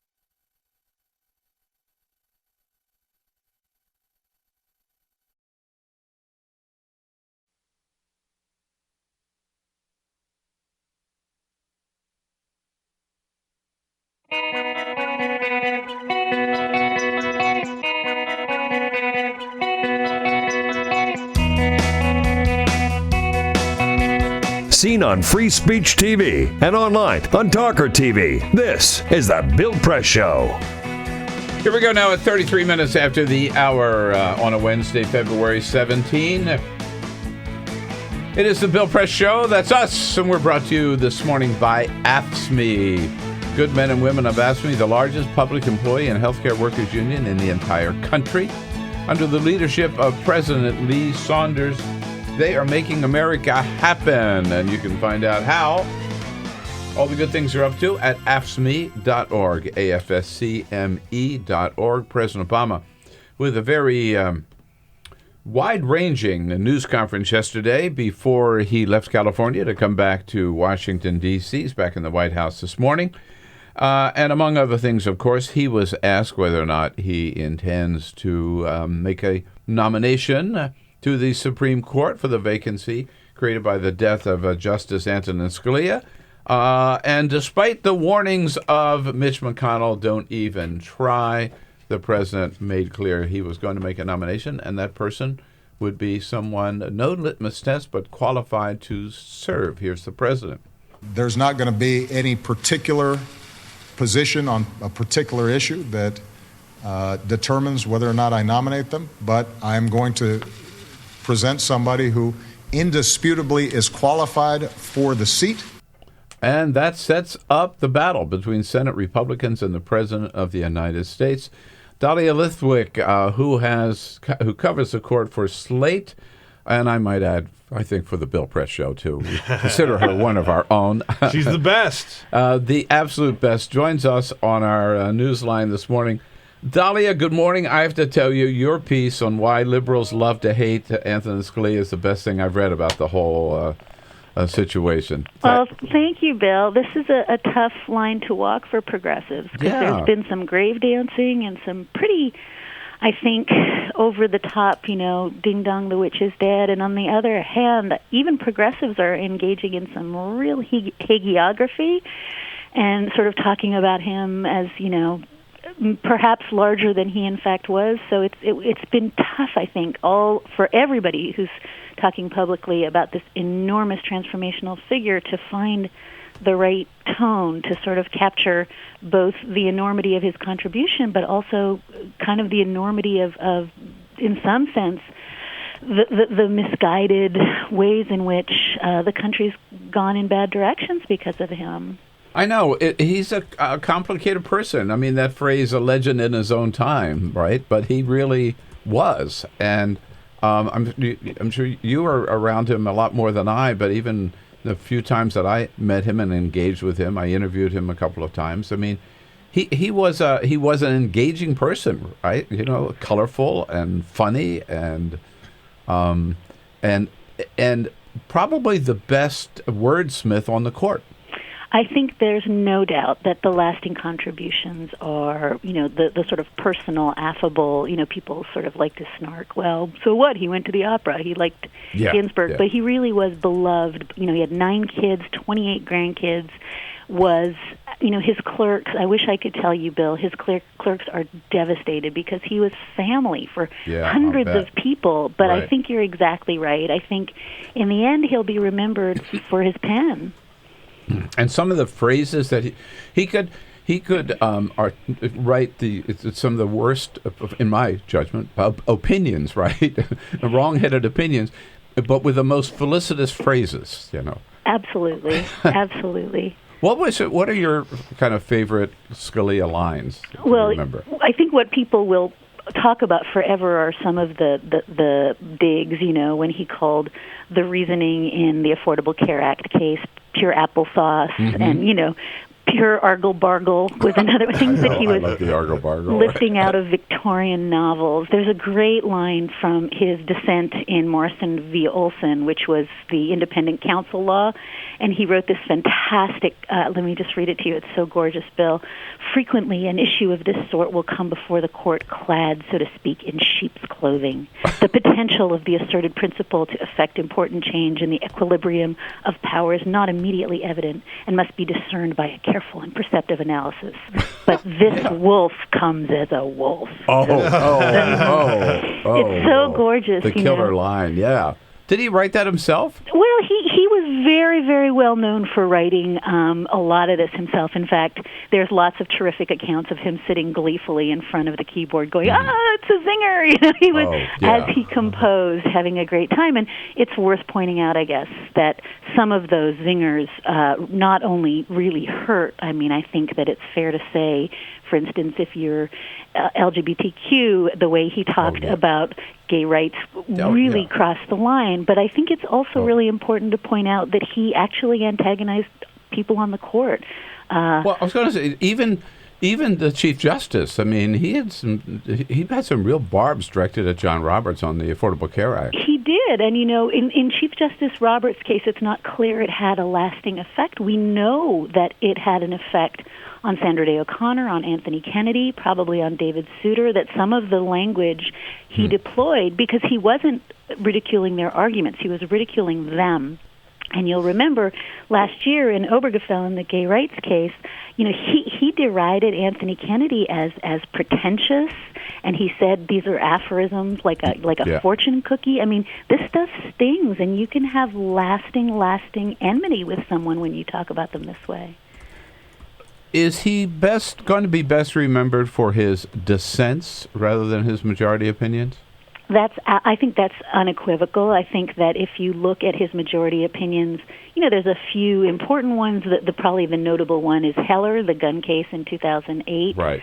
But mostly, and again, I think this goes back to you need 4 other votes to get a majority, and he was not always able to cobble together 4 other votes because of, his. You could call it principled, and some people will, but other people, I think, would call it stubborn and uncompromising. And you have to move a little to get 5, and so there weren't always 5. And so there's most of the really memorable lines will come about in dissents, and dissents can, change history. We know that. There have been some great dissenters in history who, after their deaths, everyone says, wow, that changed everything. And so there's the possibility that these dissents are more impactful than they appear. But I do think one of the tragedies of Scalia's legacy is that had he been a little bit less sure of himself, a little bit more willing to move, there would have been some majority opinions there. So I was thinking of the cases, I guess, that stand out. You've mentioned a few of them. The Defense of Marriage Act case, right? You remember the official names. I just remember the issues, I guess. The Lawrence v. Texas, wasn't it? Right. That was the sodomy case, the Texas sodomy case. The sodomy case. The gun case here, the Heller case, where he was the majority. And then Bush v. Gore. Right. Where his famous word is, get over it. Right. I mean, he really, I think, failed to understand. And, contrast that to Sandra Day O'Connor, who still talks about Bush v. Gore as something, she did reluctantly and isn't sure it was the right thing. And then here's Scalia telling people, this was principally in interviews years later, get over it, it wasn't a big deal. And I think it bespeaks a way in which he could be very dismissive of critics. Yeah. I have to tell you quickly, I interviewed him a couple of times, and once I introduced him at a luncheon, and then I moderated questions afterwards. And he had complained in his speech about the fact that they had to consider cases that should never been before the court. I mean, there's just silly things that they had to rule on, and that was just a waste of their time. And so when it opened up for questions, nobody else would dare ask a question of this guy, right? He was such a presence. And so I said, well, I'll ask the first question. You complain about these cases you don't want to have to. Why don't you just say no, right? And he just bristled, right? And he just glared at me.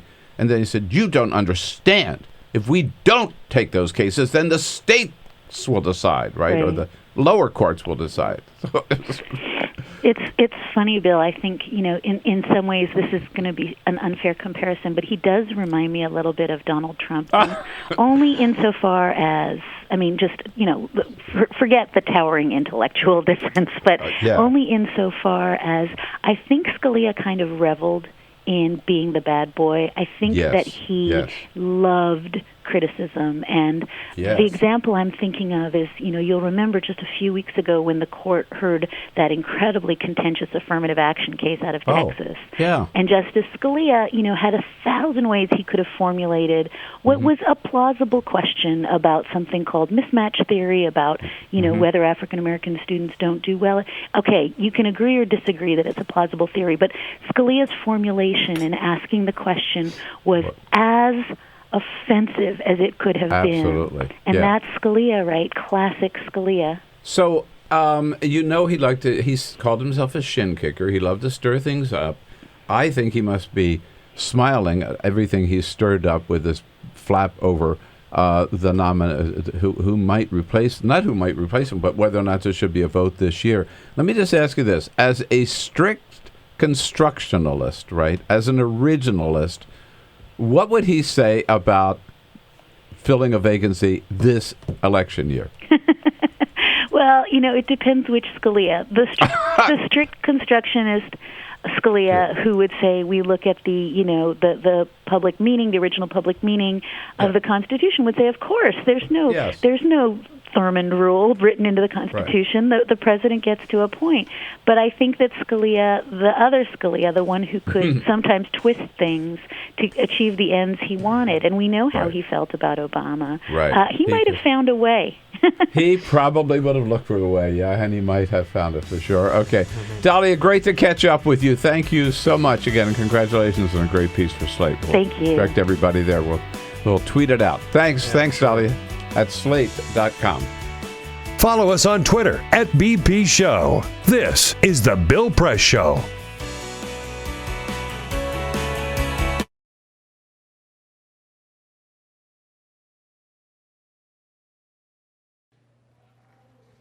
It occurred to me tonight, for the first time, that the long-winged insect that over and over again rams its body into the wood of my front door might not know what he's doing. He might not have a plan. Maybe that's just how he flies, and that is where the door is. And I remember you. The last time I saw you, a few weeks before we would graduate from high school, and a few days before you let a bullet dissolve on your tongue, dancing in a warehouse rave, sweat-drenched and strobe light battered, thrashing your arms back and thrusting them forward. The floor could get so bright and loud, we all slowed down to be more careful, but you kept dancing full sprint tornado, and sometimes you'd spin full weight into a wall and just spread your arms against it and sway back and forth like a lover reunited. This long-winged insect is not trying to get into the house. It doesn't know there is a house. Can't imagine a life beyond that door. All it can see is the light. You and I were both 17 when you died. And ever since then, I have envied you. How you are remembered for towering, unclaimed potential instead of living to look regret in the face. You didn't have to come home 3 weeks later and explain to your little brother why you took too much medicine. Your addiction is remembered as a tragedy, not a betrayal. Your suicide attempt became a suicide, not an unpaid hospital bill. And only tonight did it occur to me that maybe that night when you let your teeth touch metal, you might not have known what you were doing. You might not have had a plan. Maybe you had hit that door so many times you couldn't imagine it might let you through. I'm still ashamed to admit it, but I have always secretly believed you did it for me, that you wanted to show me that there is a way out of all of this. Not so that I would follow you, but so I would understand that every day that I am alive is a day that I choose to be alive. And when the music stops, you still get to keep on dancing. And when the light is so bright it blinds, you can dance with your eyes closed. And if in that dark you come up against a wall, you keep your arms out wide and you dance with the wall.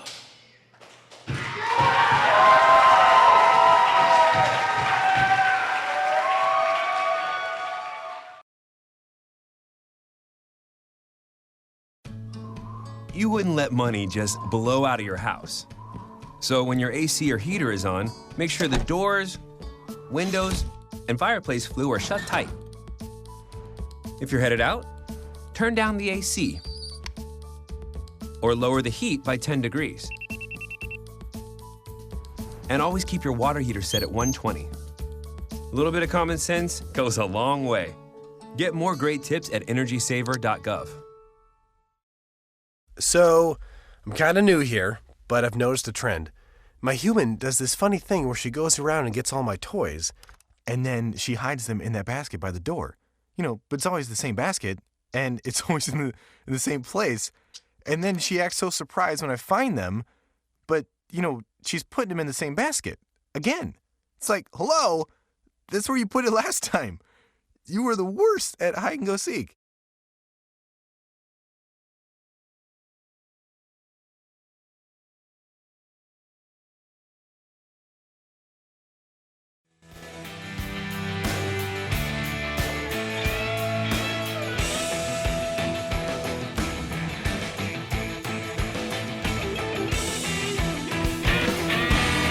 All right, just recapping here at 11 minutes before the top of the hour, Chris Moody, political reporter for CNN, just back from Denmark, by the way, where he went to check out if what Bernie Sanders is talking about, where he says we have to be more like Denmark, really holds up, right?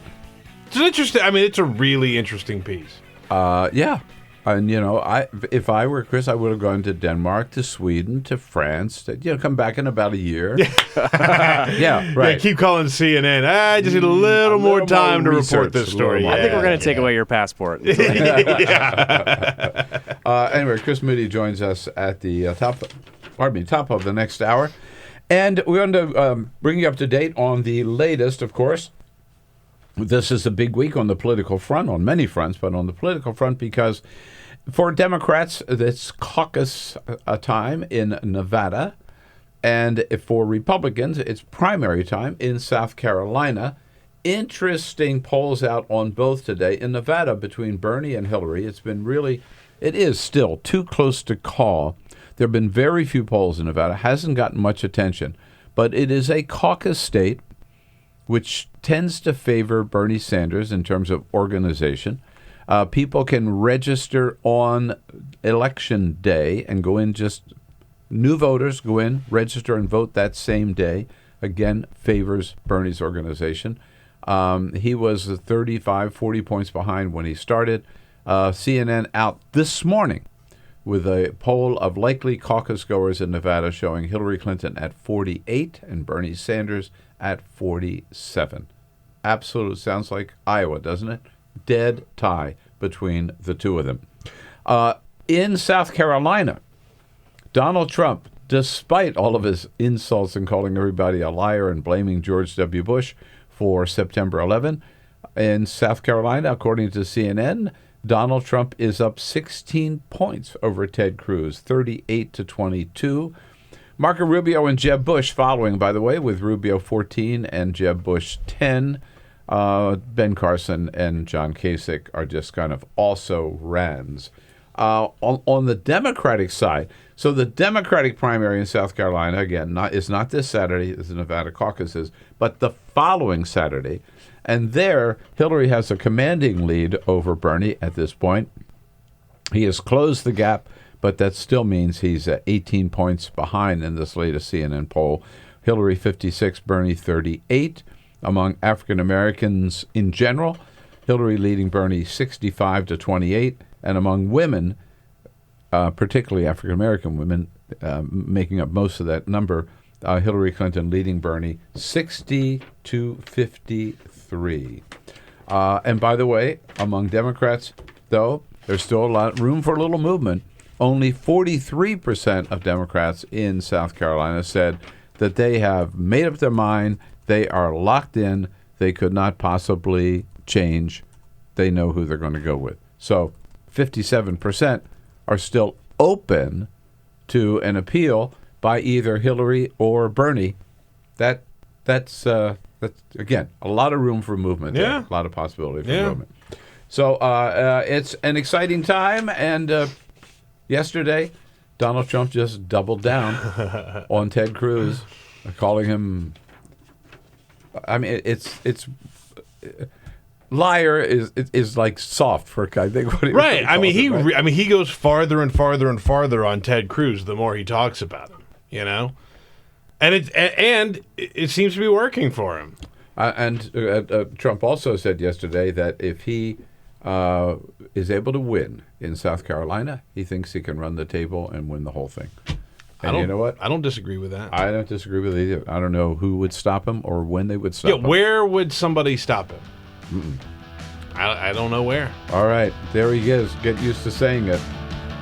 Leading the Republican Party as the nominee. It looks like Donald Trump.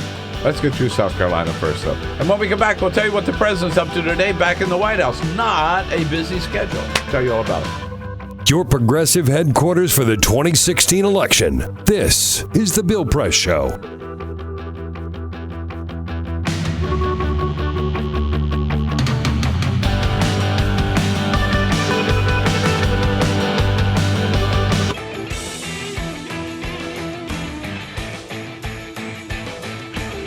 Hey, we're not done yet. Almost finished the second hour, but third hour coming up. And remember, you're going to have to wait till 5 Eastern on Free Speech TV, 4 Central, 2 Pacific. But you can watch us right away. Stay with us right away on TawkrTV, youtube.com/TawkrTV.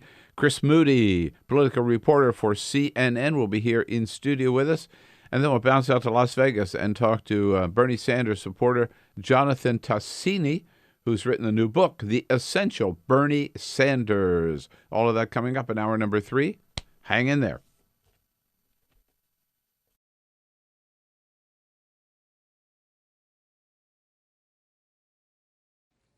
For Mike Brown. I'm sick of writing this poem, but bring the boy. His new name, his same old body, ordinary black dead thing, bring him. And we will mourn until we forget what we are mourning. And isn't that what being black is about? Not the joy of it, but the feeling when you're looking at your child, turn your head, then poof, no more child. That feeling, that's black. Think, once a white girl was kidnapped, and that's the Trojan War. Later, up the block, Troy got shot, and that was Tuesday. Are we not worthy of a city of ash, of 1,000 ships launched because we are missed? I demand a war to bring the black boy back, no matter what his name is this time. I at least demand a song. A song will do. Or a head.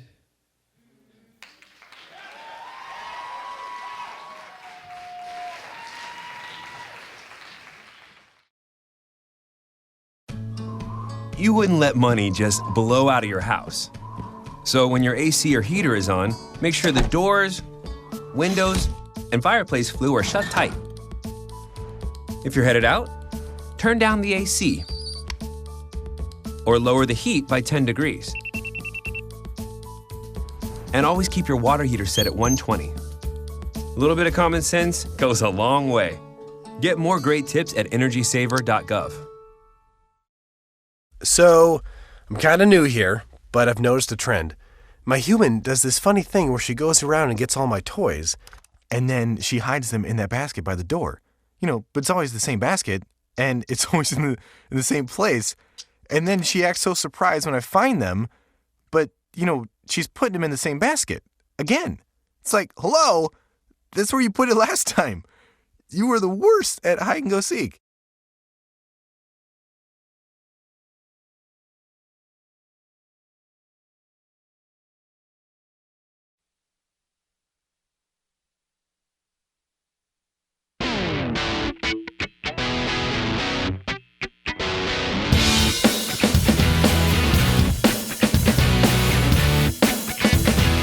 This is the Bill Press Show. All right, President Obama back at the White House. Got in last evening, and today he has a pretty light schedule. One meeting, a public meeting, with Secretary of State John Kerry at 3:15 this afternoon. Otherwise, we have the briefing with Josh Earnest at 12:30, and those are the only two things on the White House schedule for today. When we come back, we're going to go to Denmark. Well, actually, we're not. But we're going to go with someone here who just got back from Denmark for CNN, senior political reporter Chris Moody. And then at the half hour, we'll jump out to Las Vegas to talk about the author of The Essential Bernie Sanders, Jonathan Tassini. So a lot more coming up here in our third hour together today. Good reasons for hanging around. This we'll see you is soon. the Bill Press Show.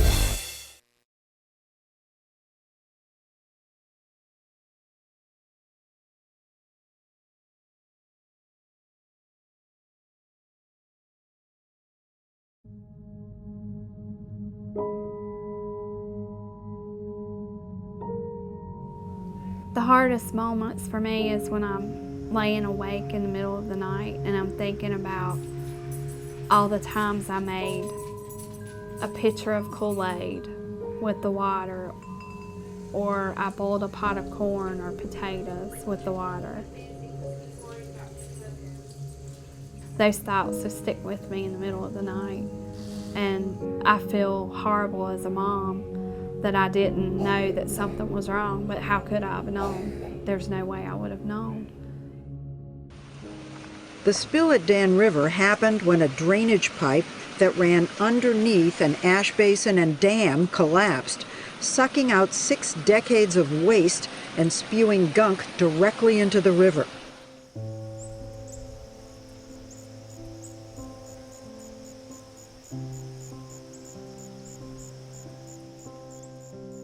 My husband and I just kind of looked at each other like, should we be concerned? We live right next to an ash pond, and this was coal ash spilling into the Dan River, and we learned at that point all of the toxins that were included in coal ash. A situation like Dan River, where there was a catastrophic disaster, gets people's attention, but the fact is that these coal ash pits have been leaking and poisoning people's groundwater and the state's surface waters for decades. Coal ash is the residue left behind after coal is burned in a coal-fired power plant. A large coal-fired power plant can burn 10 million tons of coal a year. When the organic matter in the coal is burned away, what's left behind are these trace minerals, things like arsenic, lead, mercury, selenium, and chromium. And these are highly concentrated. The coal ash can have concentrations of these contaminants that are 10 to 100 times greater than the level in the coals themselves. Coal ash pond number 1 is right behind my house, literally pretty much in my backyard.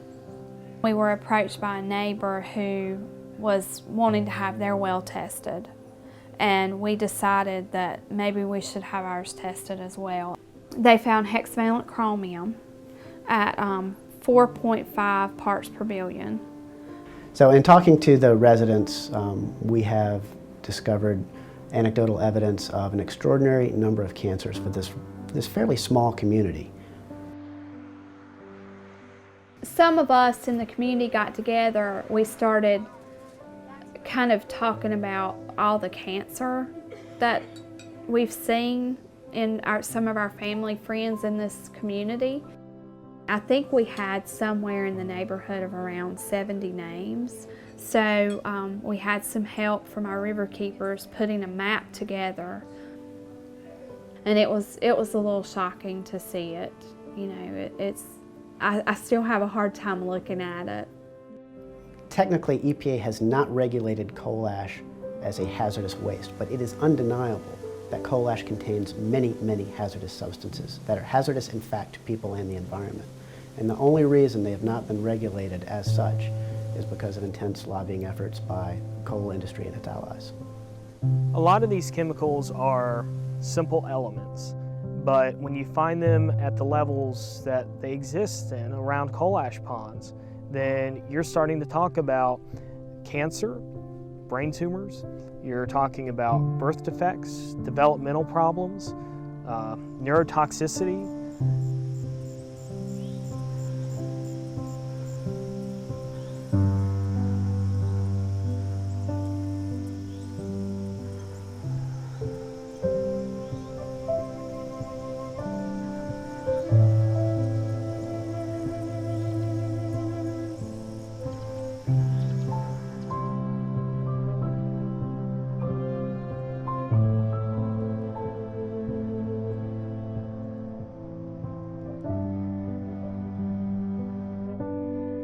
We began to look at legal options, cases that we could bring in court to protect communities and their citizens from these toxic leaking time bombs.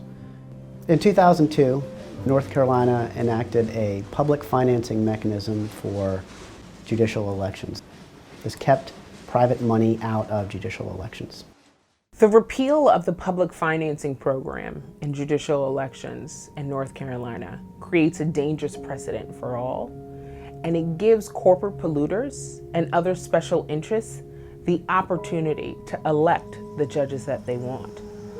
And this is important for us all.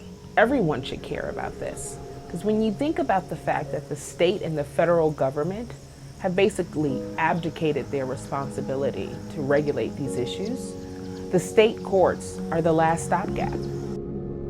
I think this is no longer a problem that's going to go under the radar. It has been exposed, and I am confident that we will ultimately, with the facts, win out and ensure that we have protected waterways. And so this is something that we all should care about. If we're worried about the water we drink and the air we breathe, we have to be concerned about money in judicial elections.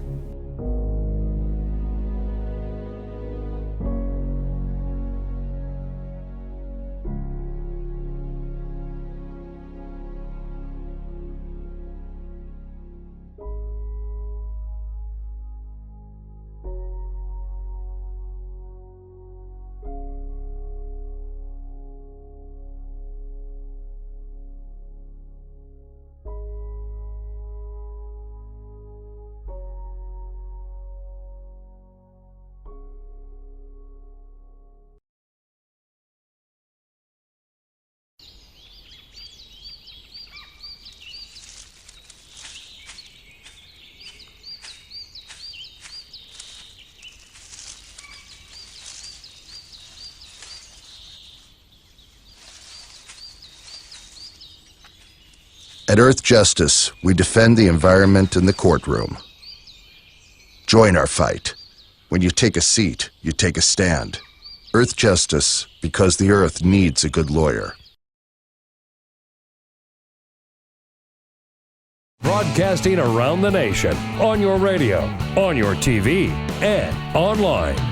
This is The Bill Press Show.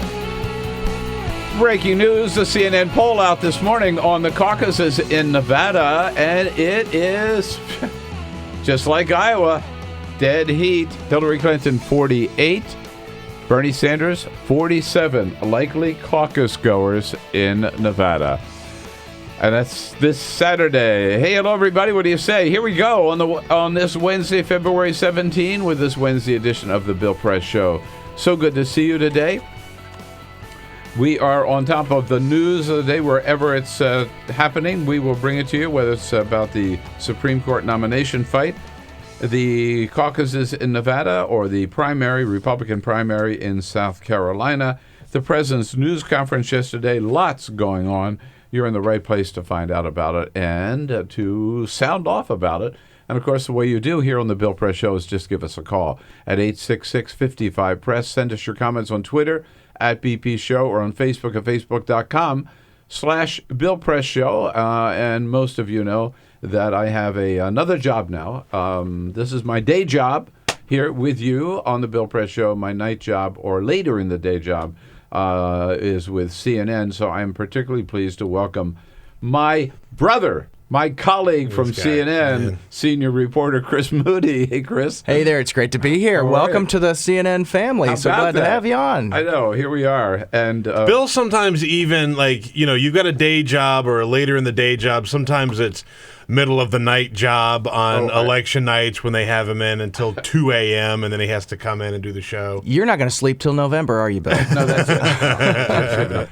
Right. This Saturday, for example, after the caucuses and the primary, I'll be on, I don't know whether it's here or in New York, but from 11 p to 2 a.m. My goodness. Right. So that'll make for a late. It's a Saturday. You're going to be up that late. I was going to be up that late anyway, yeah. I'd be just getting back from the bars around That's right. that time. Yeah. Yeah. I'm not real worried about that. It's good.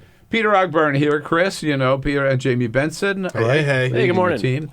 Ray Rogers there on the phones, ready for your calls at 866-55-PRESS.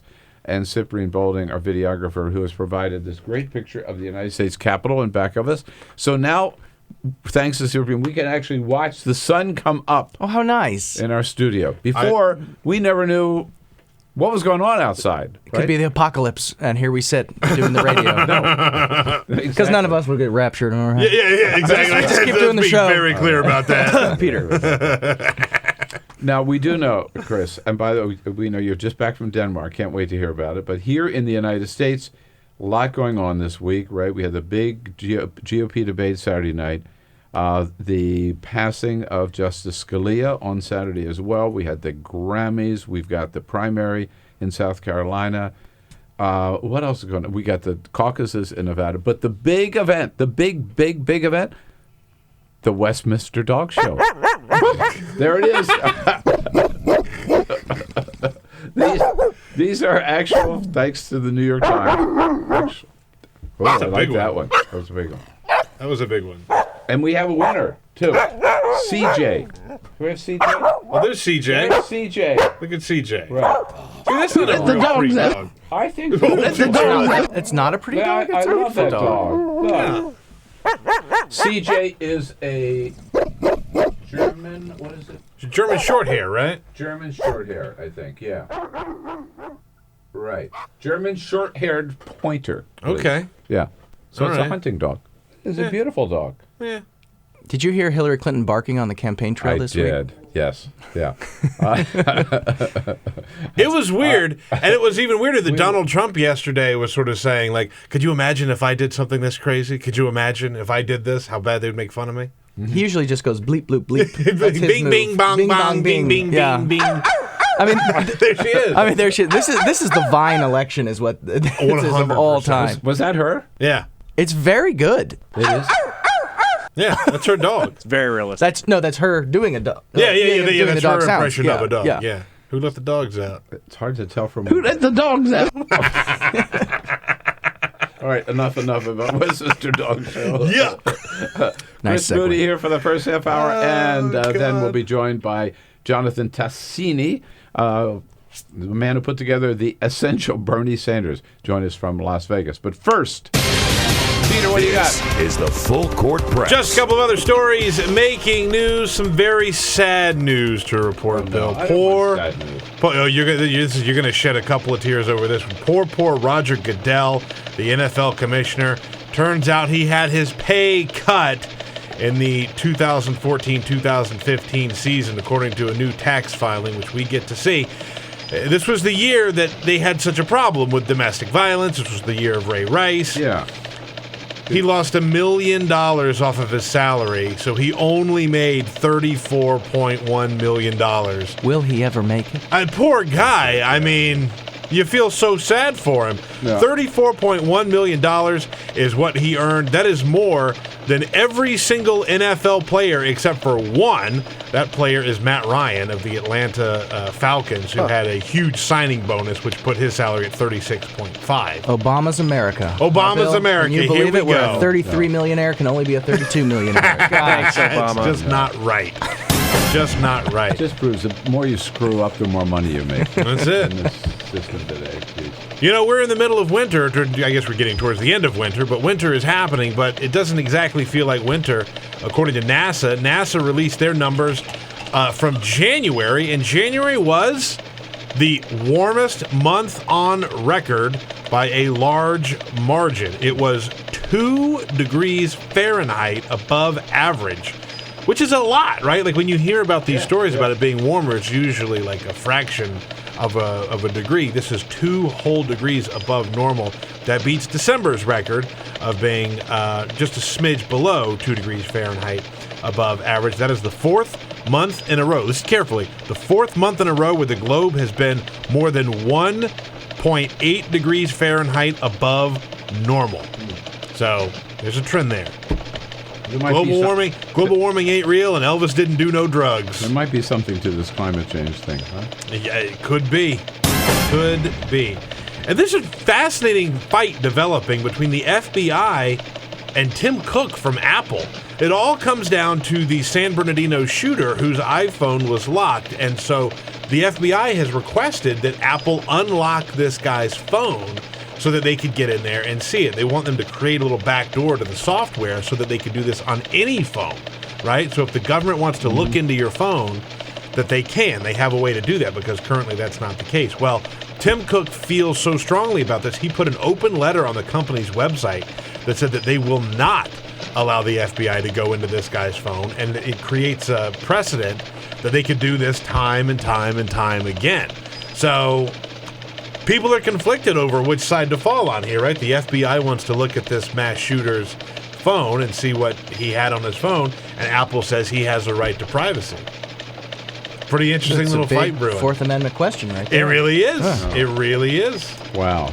I know where I'd come down. I mean, I'm a big Fourth Amendment guy, but that after what he did,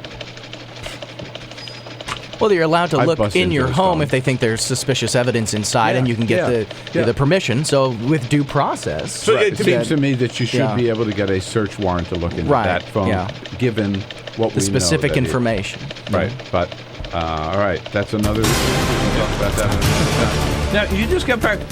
Look, you are covering this campaign, right? There's a lot going on here. You go to Iowa, you go to New Hampshire. Why the hell would you go to take time out and go to Denmark? Well, I think it was an important stop on the campaign trail. It's an old-fashioned stop. Des Moines, Manchester, Copenhagen. Gotta hit them all. No, Bernie Sanders, for a long time, has been pointing to Denmark as the model for what he wants to see the future of America look more like. He talks about it, right? He talks about it a lot. He wrote an essay about it a couple of years ago. He hosted a diplomat from Denmark in Vermont a few years ago, to show him around, and so.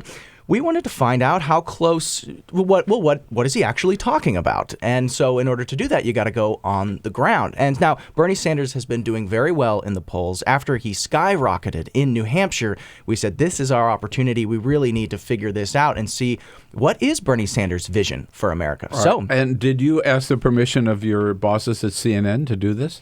Well, I didn't go without permission, to put it that way. All right. I'm just getting some ideas here, because now I work for CNN. I might say, I think I might have to go to Paris to figure this out, right? I don't know. Yeah, and you have prepared a piece that runs This will be on CNN Politics right now. If you go to cnnpolitics.com right now, you can see videos and a full story fleshing out what we found. And it's very interesting. All right. We have a little clip of it here. We want to play. This is what, if you go to CNN.com. CNNpolitics.com. CNNpolitics.com. You'll see Chris's story about Denmark. You'll tell us something more about it, but this is what it sounds like. Democrat Bernie Sanders points to Denmark as a model for what he wants to see the United States be more like. I think we should look to countries like Denmark, like Sweden, and Norway, and learn from what they have accomplished for their working people. The Danes we've talked to appreciate all the attention on the presidential debate stage, but some of them are a little concerned that Bernie Sanders is not necessarily getting their system exactly right. The major political parties on the center-left and the center-right would oppose many of the proposals of Bernie Sanders on the regulatory side as being too leftist. Aha. All right. You know what I think is so interesting about this, by the way, just to help set the table a little bit, is Marco Rubio's big gaffe in Manchester, where he talked about dispelling of the notion that Barack Obama knows exactly what he's doing.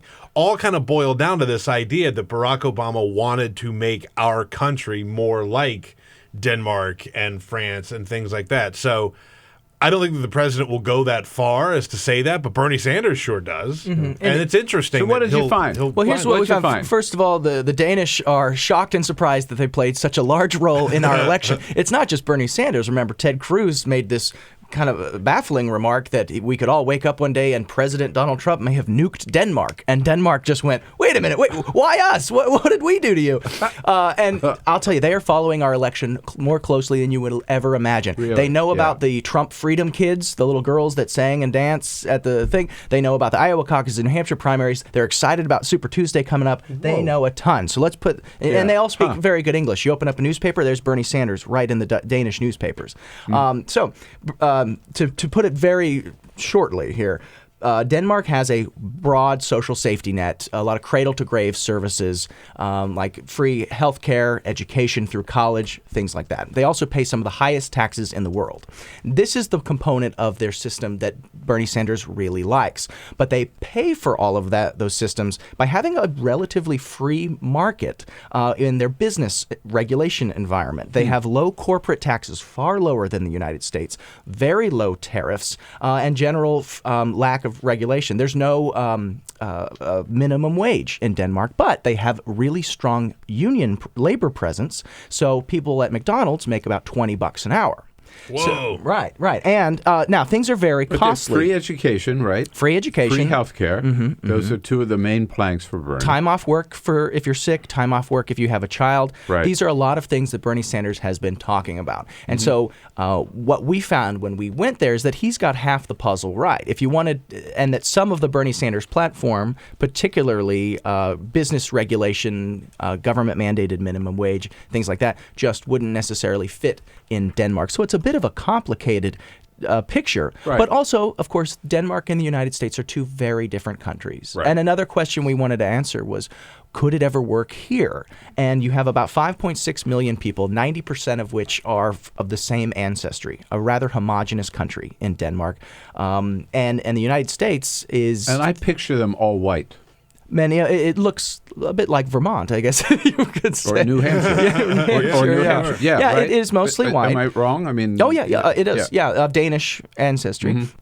And another complicated part of this puzzle piece is the wave of immigration coming from Iraq and Syria after all the wars, the refugees. And the Danes are really struggling to find a way to take them in. And they've taken a lot of criticism for what they've done. They passed a law recently in the Danish government saying that they will confiscate goods from immigrants coming in worth over $1,500. So they pay for the services that they're taking. They also run ads in Lebanese newspapers in Arabic and English saying this is not a welcoming place. The Danish government ran ads saying their own country is not going to be welcoming to immigrants.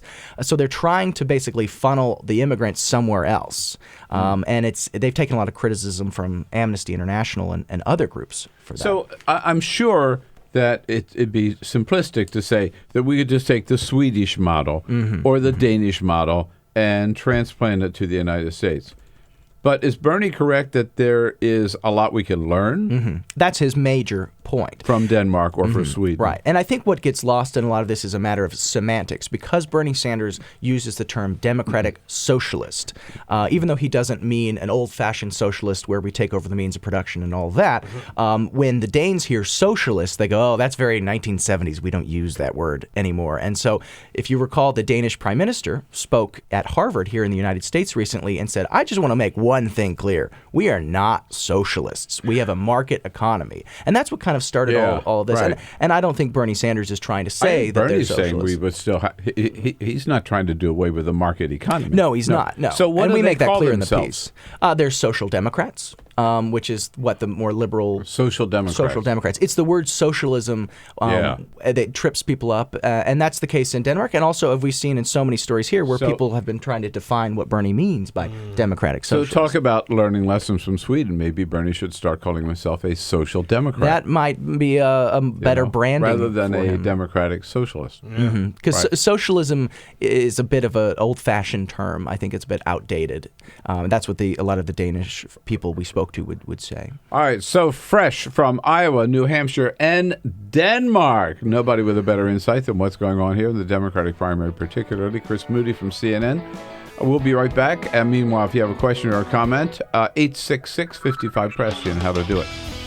Can't catch the entire show? Listen to BP in 3, where we turn 3 hours into 3 minutes. Find it every day at BP Show on Twitter or at BillPressShow.com.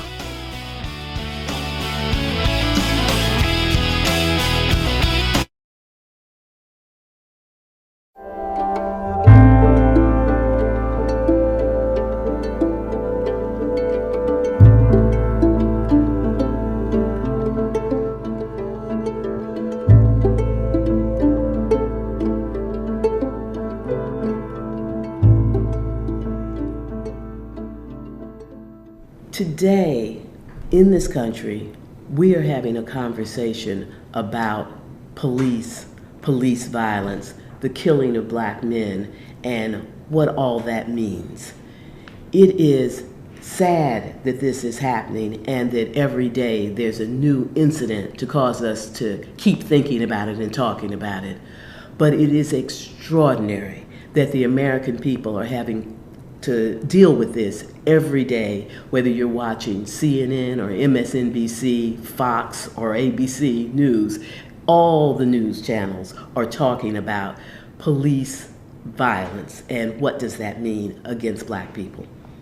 Many people probably look at that, certainly have looked at it in the past, and they have said that these poor black men are doing bad things, and that's why they are ending up in confrontations with police without any understanding of their lives of these poor black young men. Part of what has been going on for decades is that poor black people live in communities that suffer from hyper surveillance of the police. Their police are more likely to be in their communities. The police are more likely to arrest them.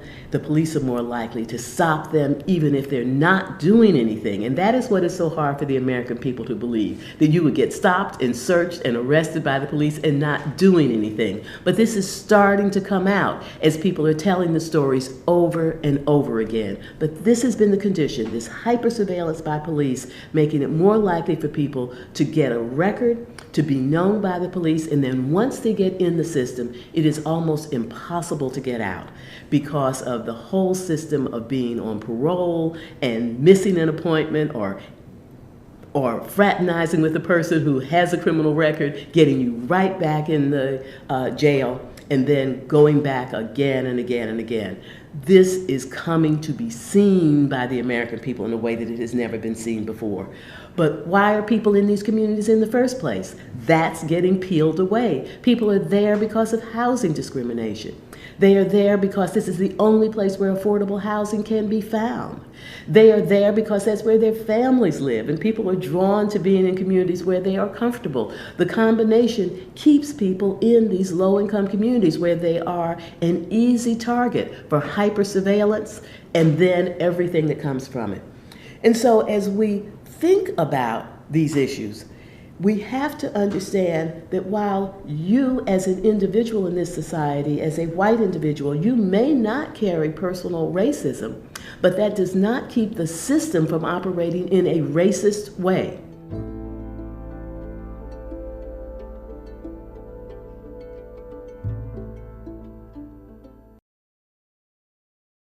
I grew up in the housing projects of Cleveland. I didn't even know that life could be any better than it was. Education for me has been a way to get away from the agony of what was normal life. I want to be able to impact the community, not just look back on where I came from, but to reach back to where I came from and pull some people up with me. My name is David, and I am your dividend.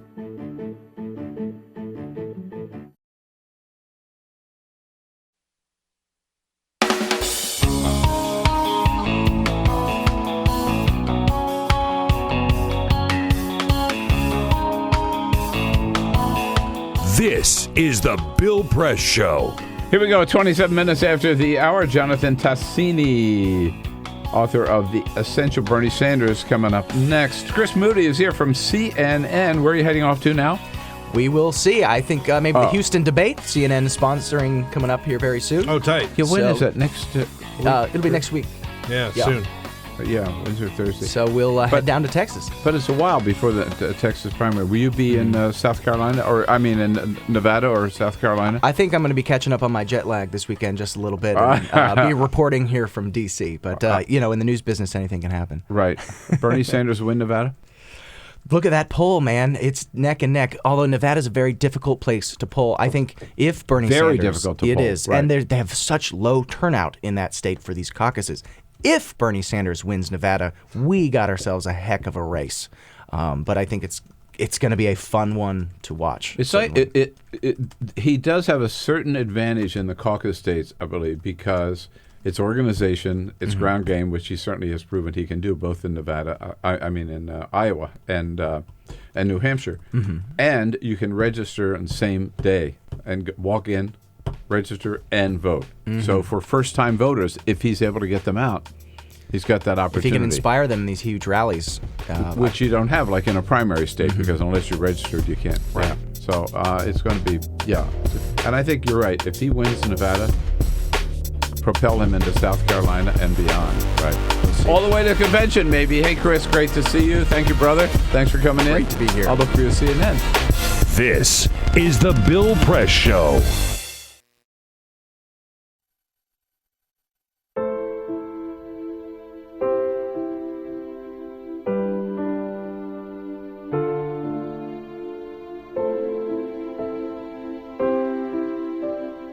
I have run these canyons for 6 million years.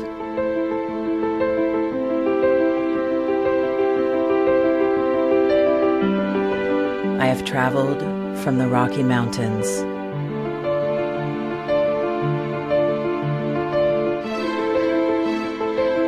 to the deserts, through scorching heat and freezing cold, from the land of the dinosaurs to fields of food.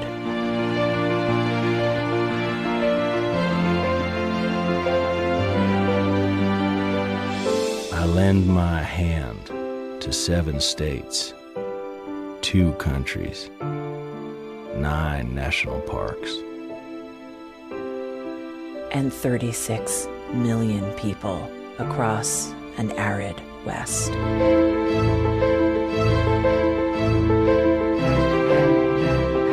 I am not the strongest or the largest, but I am the hardest working.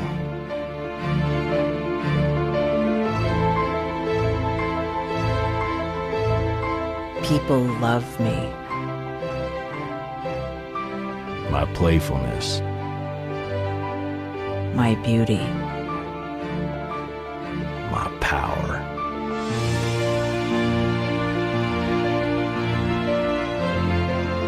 My life.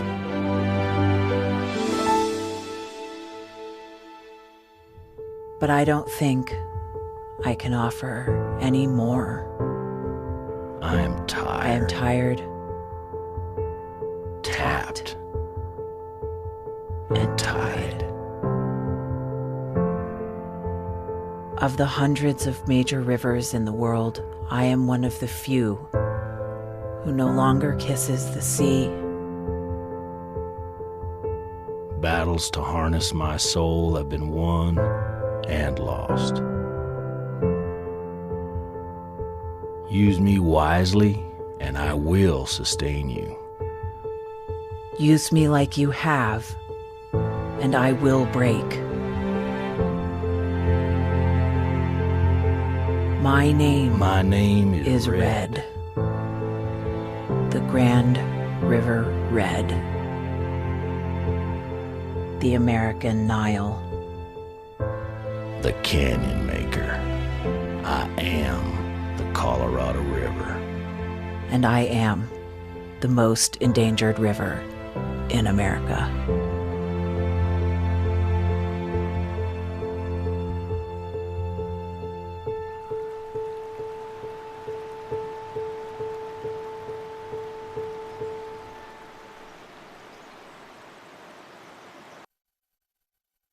So, I'm kind of new here, but I've noticed a trend. My human does this funny thing where she goes around and gets all my toys, and then she hides them in that basket by the door. But it's always the same basket, and it's always in the same place. And then she acts so surprised when I find them, but, she's putting them in the same basket. Again. It's like, hello? That's where you put it last time. You were the worst at hide and go seek.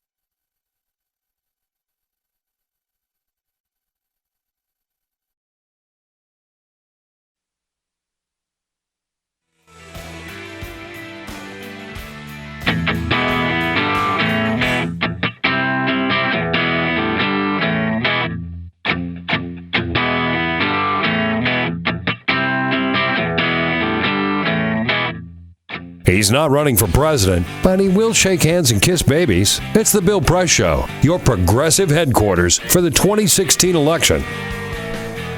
All right, here we go now. 33 minutes after the hour. It is a Wednesday, February 17th. This is the Bill Press Show.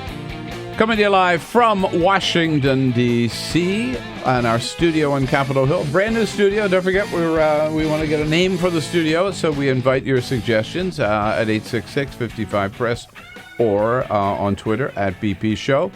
And we're brought to you today by the Laborers International Union of North America.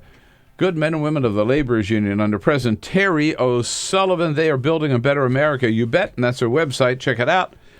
LIUNA, L-I-U-N-A, buildsamerica.org. Well, the other night, Carol and I went out to see a movie, and we got there a little early, and I said, well, I need something to read. So I hopped into a nearby Busboys and Poets. The first thing I saw, staring me right on the shelf, was this little book called The Essential Bernie Sanders and his vision for America. So I quickly bought it and been reading through it. We know Bernie well, but you always learn something by reading his original words. And the man who put it all together, Jonathan Tassini, joins us on our news line from Las Vegas, where he is campaigning with Bernie for the caucuses this Saturday. Hey, Jonathan, thanks for joining us. Good to have you with us. Hey, Bill, it's great to be here. Thanks for having me. All right, so tell us, what's it look like on the ground for Bernie in Las Vegas? Well, I think it looks, obviously I'm going to say a positive thing, and I do think it looks great. The last two nights I was at two different precinct captain training. So this is a caucus, as you know. Right. And they need to train very carefully these precinct captains who come into the caucus and have to know what to do when all this kind of chaos breaks out. And both rooms were packed with people who were basically, many of them, I think, for the first time, were volunteering and quite engaged. And it was very diverse. As you know, Nevada is not like Iowa, New Hampshire. It's a much more diverse state. And the energy was very, very high. People are really anxious to get out. And just add, although I'm not like you and I are probably not slaves to polls, the CNN poll this morning shows that the race is tied. And this was, as you know, considered to be one of those firewall states for the Clintons some months ago. No, I know the firewall in Nevada, right? Basically has disappeared. Now, also, we know Hillary had a huge lead in the polls in the beginning, but she also had a head start in terms of organization and offices and getting into that state ahead of Bernie. Has he been able to catch up in terms of volunteers and offices, so far as you'll be able to tell? Yeah, I mean, you're right. Clinton was here early, but Bernie, like in many states, because he started relatively late in this race, really only started in May, June, he has established states offices all over the state. In fact, I'm leaving Las Vegas. That sounds like the title of a movie. This morning, going up to the rural areas, to Ely, Nevada, and then I'm going to make my way up to Elko. And because those rural areas are quite important, and so I'm going to spread the message outside of Las Vegas. And I say that because there are organizers on the ground in all those rural areas where, you can win a lot of delegates that way. What about the flap, Jonathan? You've been with Bernie a good time of this campaign. The flap that, and the Clinton people, of course, are putting this out. Well, he could win in all lily-white Iowa, right? He can win in lily-white New Hampshire, but beyond that, once it becomes a state with any diversity at all, Bernie can't win. Well, I think Nevada is showing that that's not true. At least the polls are showing that. And I think we have a good shot at winning. And this is a much more diverse state. As you know, a high percentage of Latinos vote in the caucuses. And what I found, Bill, is typical in every place that Bernie competes, which is his biggest challenge. Or he had two challenges. One, could he raise enough money, which he's answered that pretty hands down, right? No doubt about that. And in fact, he could end up raising more money than Clinton, not the super PACs, but in terms of individual contributions. And the second thing was just being known enough. The guy comes from a state where he wasn't known nationally, and every time he gets exposed to voters, either through debates, forums, actual voting, he gets, number one, tons more contributions. People get to know him. And so the biggest challenge is the calendar long enough? Not could he be attractive to a diverse pool of voters, given what he's advocating for. You know all those, raising the minimum wage to $15 an hour, free health care, and so on. Those things appeal to all people, all races. But the question is, do they get to know him enough, fast enough? I must say, watching the last debate, and even sitting there on CNN, with some Clinton supporters, everybody agreed that Bernie has grown so much and improved so much as a candidate from when this whole thing got started, in almost a very awkward fashion, right? Standing outside the Senate in that little area they call the swamp. It's just amazing to see him now respond to these issues, and he's really honed his message. Is he having a good time? I think so, and it's a great point, Bill. Beyond what you see in the forums, what I've noticed about him is, he had to get used to the idea of a rope line, which he had not really done. Right. No. He had to get used to this whole idea of getting selfies taken. Yeah. So in the beginning, I used to watch him.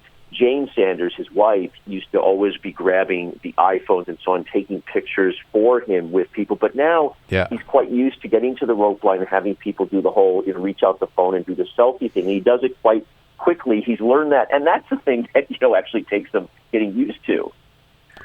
No, absolutely. And it doesn't come naturally to him, right? He's not. I think that's right. Yeah. It's not, and partly because he never had to do it in a state where he ran. Vermont is a relatively small state population-wise. He could do his rallies, he could do his events, and also the technology has kind of evolved. But it's very different than the crush of a presidential race. And literally, I noticed from the first rallies he had months ago to now they set up the typical drapery and the poles and the barriers so that people move. And also, something has changed in the last few weeks, in which he now has Secret Service protection. Sure, yeah. No, it's a serious campaign, and so I want to ask you. I mean, looking ahead again, our guest is Jonathan Tassini. His book is The Essential Bernie Sanders, a must-read for every Democrat this season, and it's in paperback. You can easily pick it up at your local bookstore or go to Amazon.com or BarnesandNoble.com.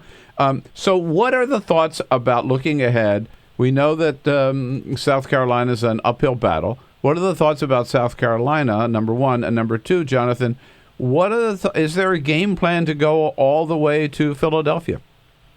So let's take first South Carolina. The polls there are already closing as well. I don't know that there's enough time to actually win South Carolina, but I wouldn't be surprised if we win Nevada because, you've been around politics a long time, Bill. You know that momentum is so important.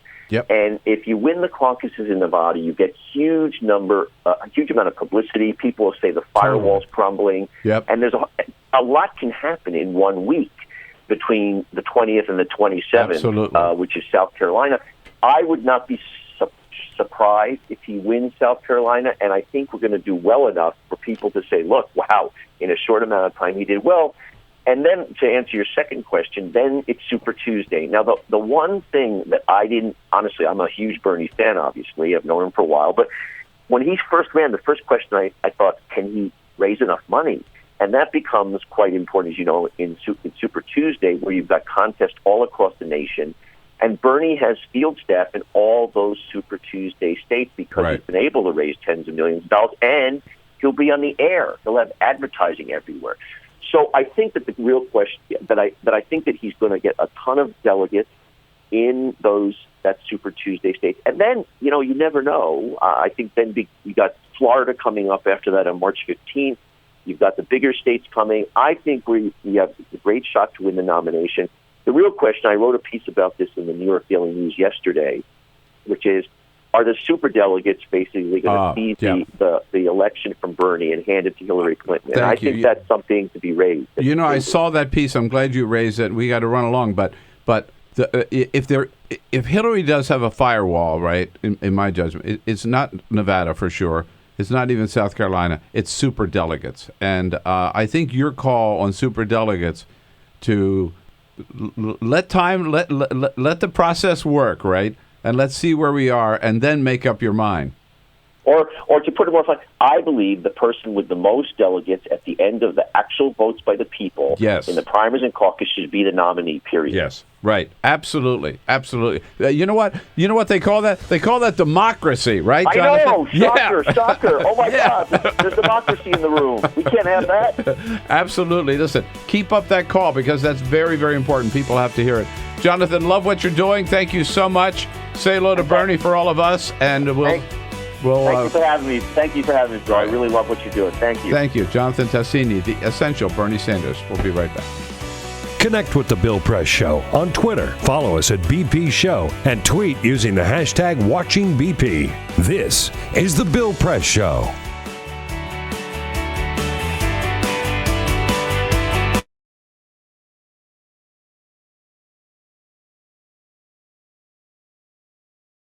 On opening body bags after Typhoon Haiyan. I can only imagine it like unearthing a scab. Zipper breaks open one by one. Mothers trying to dig through themselves an umbilical cord to lend life to a limp ghost.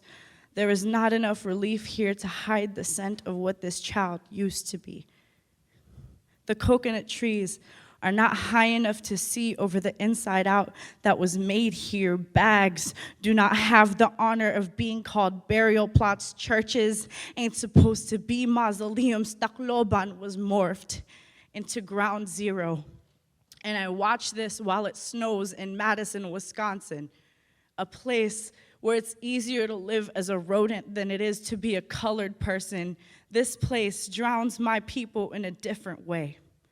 I inhabit both places like Jigsaw Corpse, trying to find itself whole. These brown boys in Tacloban aren't my cousins, but I want to carry them to safety. These brown girls in Tacloban aren't my daughters, but I want to tell them they're still growing after this choking, but I'm still an ocean away, a language farther from root. A skin tone lighter than the sand, born there, raised here, home nowhere. To watch this storm is a sorry excuse for mourning. It is to need the sun desperately. It is to realize that your body is in one country while your grief is in another. To look at your house, walk to a river, and come back to no house is to be Filipino. To look at your motherland hurting from a TV screen is to be Filipino American. To watch my islands through the blue eyes of Anderson Cooper is the most American I have ever felt, but I still cry for them. And I still pray for them because God tried to make them Atlantis before they were ready to be a myth just yet, because rebuilding is the Filipinos' most intrinsic muscle memory, but most painful trauma, because relief is just a word whose Tagalog translation I don't even know, because this poem is all I can give for my country, bleeding in salt water. Hail Mary, full of grace, the Lord keeps trying to drown us. Hallowed be thy bodies. Thy kingdom come down in waves and winds on earth as it is destroyed. Take us this day our daily rations and forgive those who have tried to kill us as we forgive those who have tried to kill us. Holy Mary, Mother of God, pray for us whose skin has always meant sin now and at the hour of our death. Amen.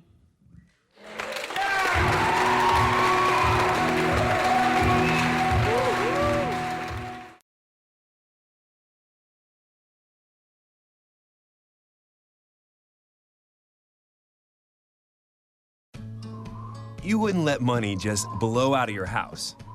So when your AC or heater is on, make sure the doors, windows, and fireplace flue are shut tight.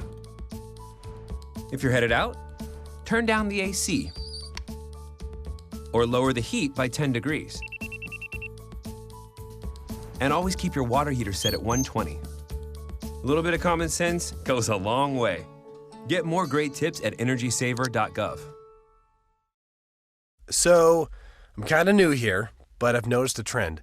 My human does this funny thing where she goes around and gets all my toys, and then she hides them in that basket by the door. But it's always the same basket, and it's always in the same place. And then she acts so surprised when I find them, but, she's putting them in the same basket again. It's like, hello, that's where you put it last time. You were the worst at hide and go seek.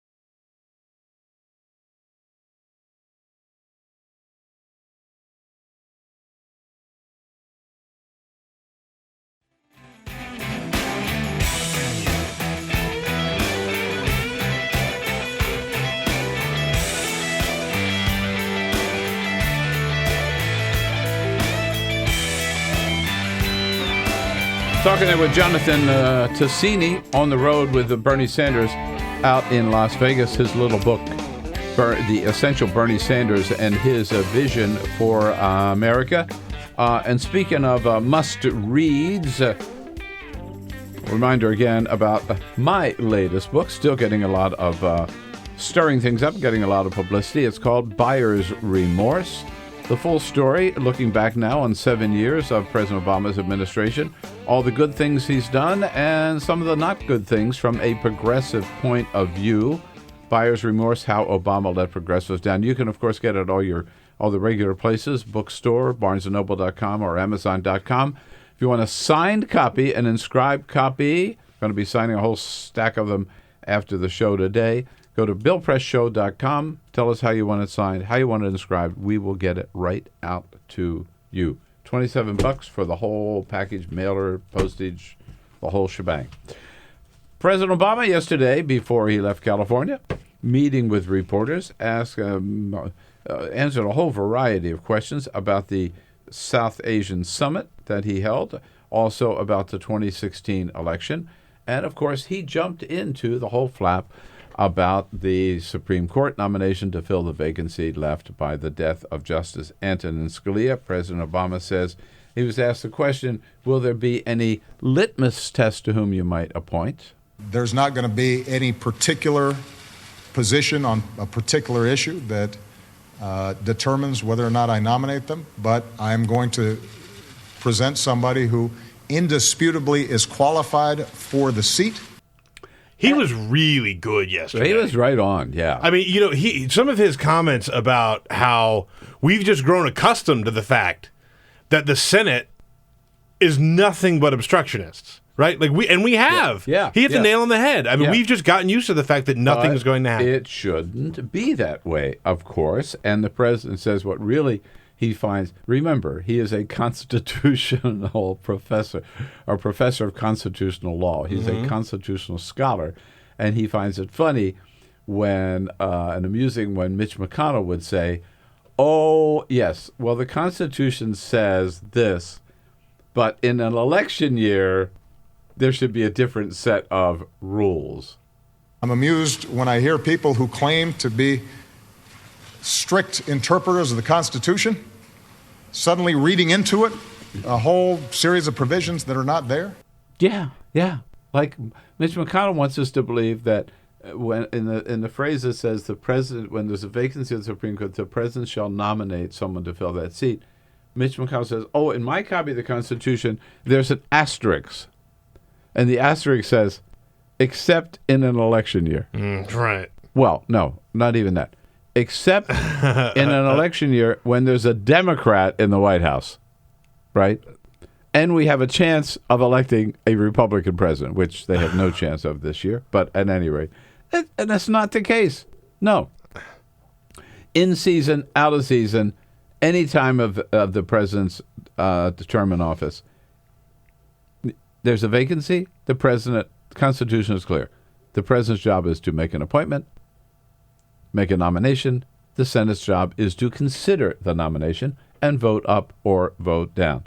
Politically, so they're wrong on the facts, but also the other thing that gets me about this, politically, this is just dumb.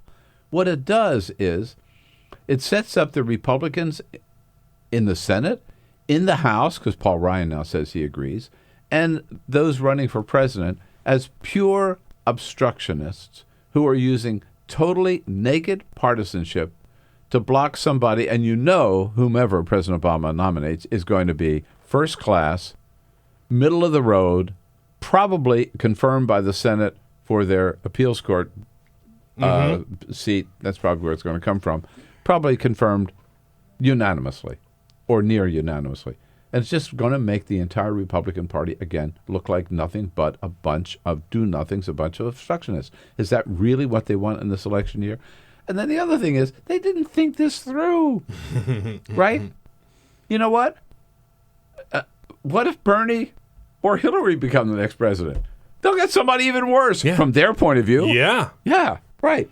It's just idiotic. It just proves, again, how just dumb Mitch McConnell is. I mean, it's one of the worst and least effective Senate leaders ever. To do this whole thing before Scalia's body was cold, total outrage, total disgrace.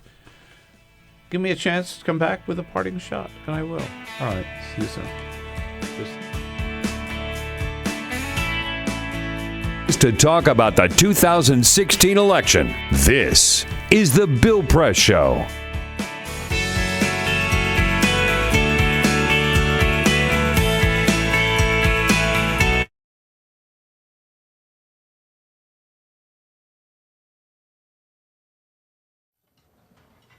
For my 6th birthday, My grandpa gave me a Rubik's Cube. I'll always be able to remember its edges, hold it in my hands, heft the weight of an overwhelming problem. I remember him telling me about it. How Rubik's Cube has 43 quintillion, 252 quadrillion, 3 trillion, 274 billion, 489,856,000 possibilities. He told me it can be really confusing sometimes. But to look at the center squares as a reminder of what color each side should be. Shift. We're celebrating his 50th wedding anniversary. He and Grandma are dancing a dance that only fragile legs and wrinkled hands know how to. That type of happiness took him 70 years to earn. The white side of the cube is solved. Shift. He tells me about how he met Grandma. His college friends had a sunset picnic. She was there, as beautiful as an unsolved puzzle. She was a red-headed scramble on an orange tile sky. Shift. The walls of the hospital are blue. The nurses explained that his memories had become jumbled. Strangers in family portraits, pictures with mismatched faces. Alzheimer's has made his mind into a Rubik's Cube. Shift. He's a highway patrolman. His car is white. No, it's blue. He worked there for 30 years. Some nights he still does. Time is a complicated algorithm. Shift. The pills he holds are yellow and red and green. The weight of their color causes his hand to drop.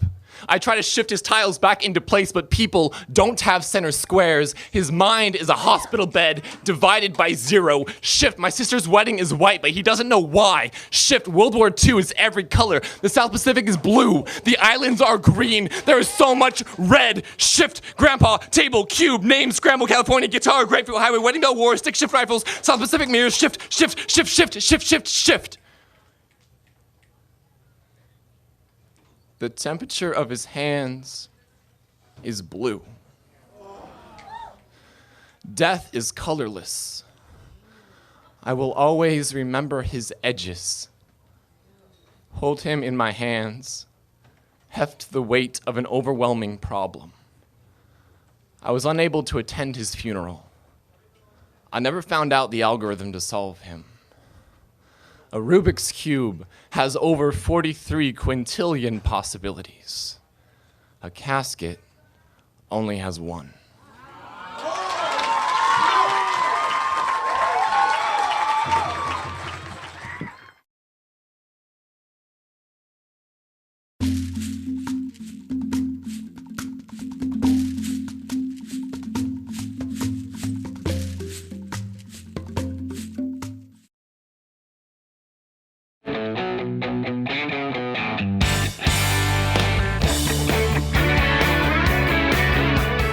The Parting Shot with Bill Press. This is the Bill Press Show.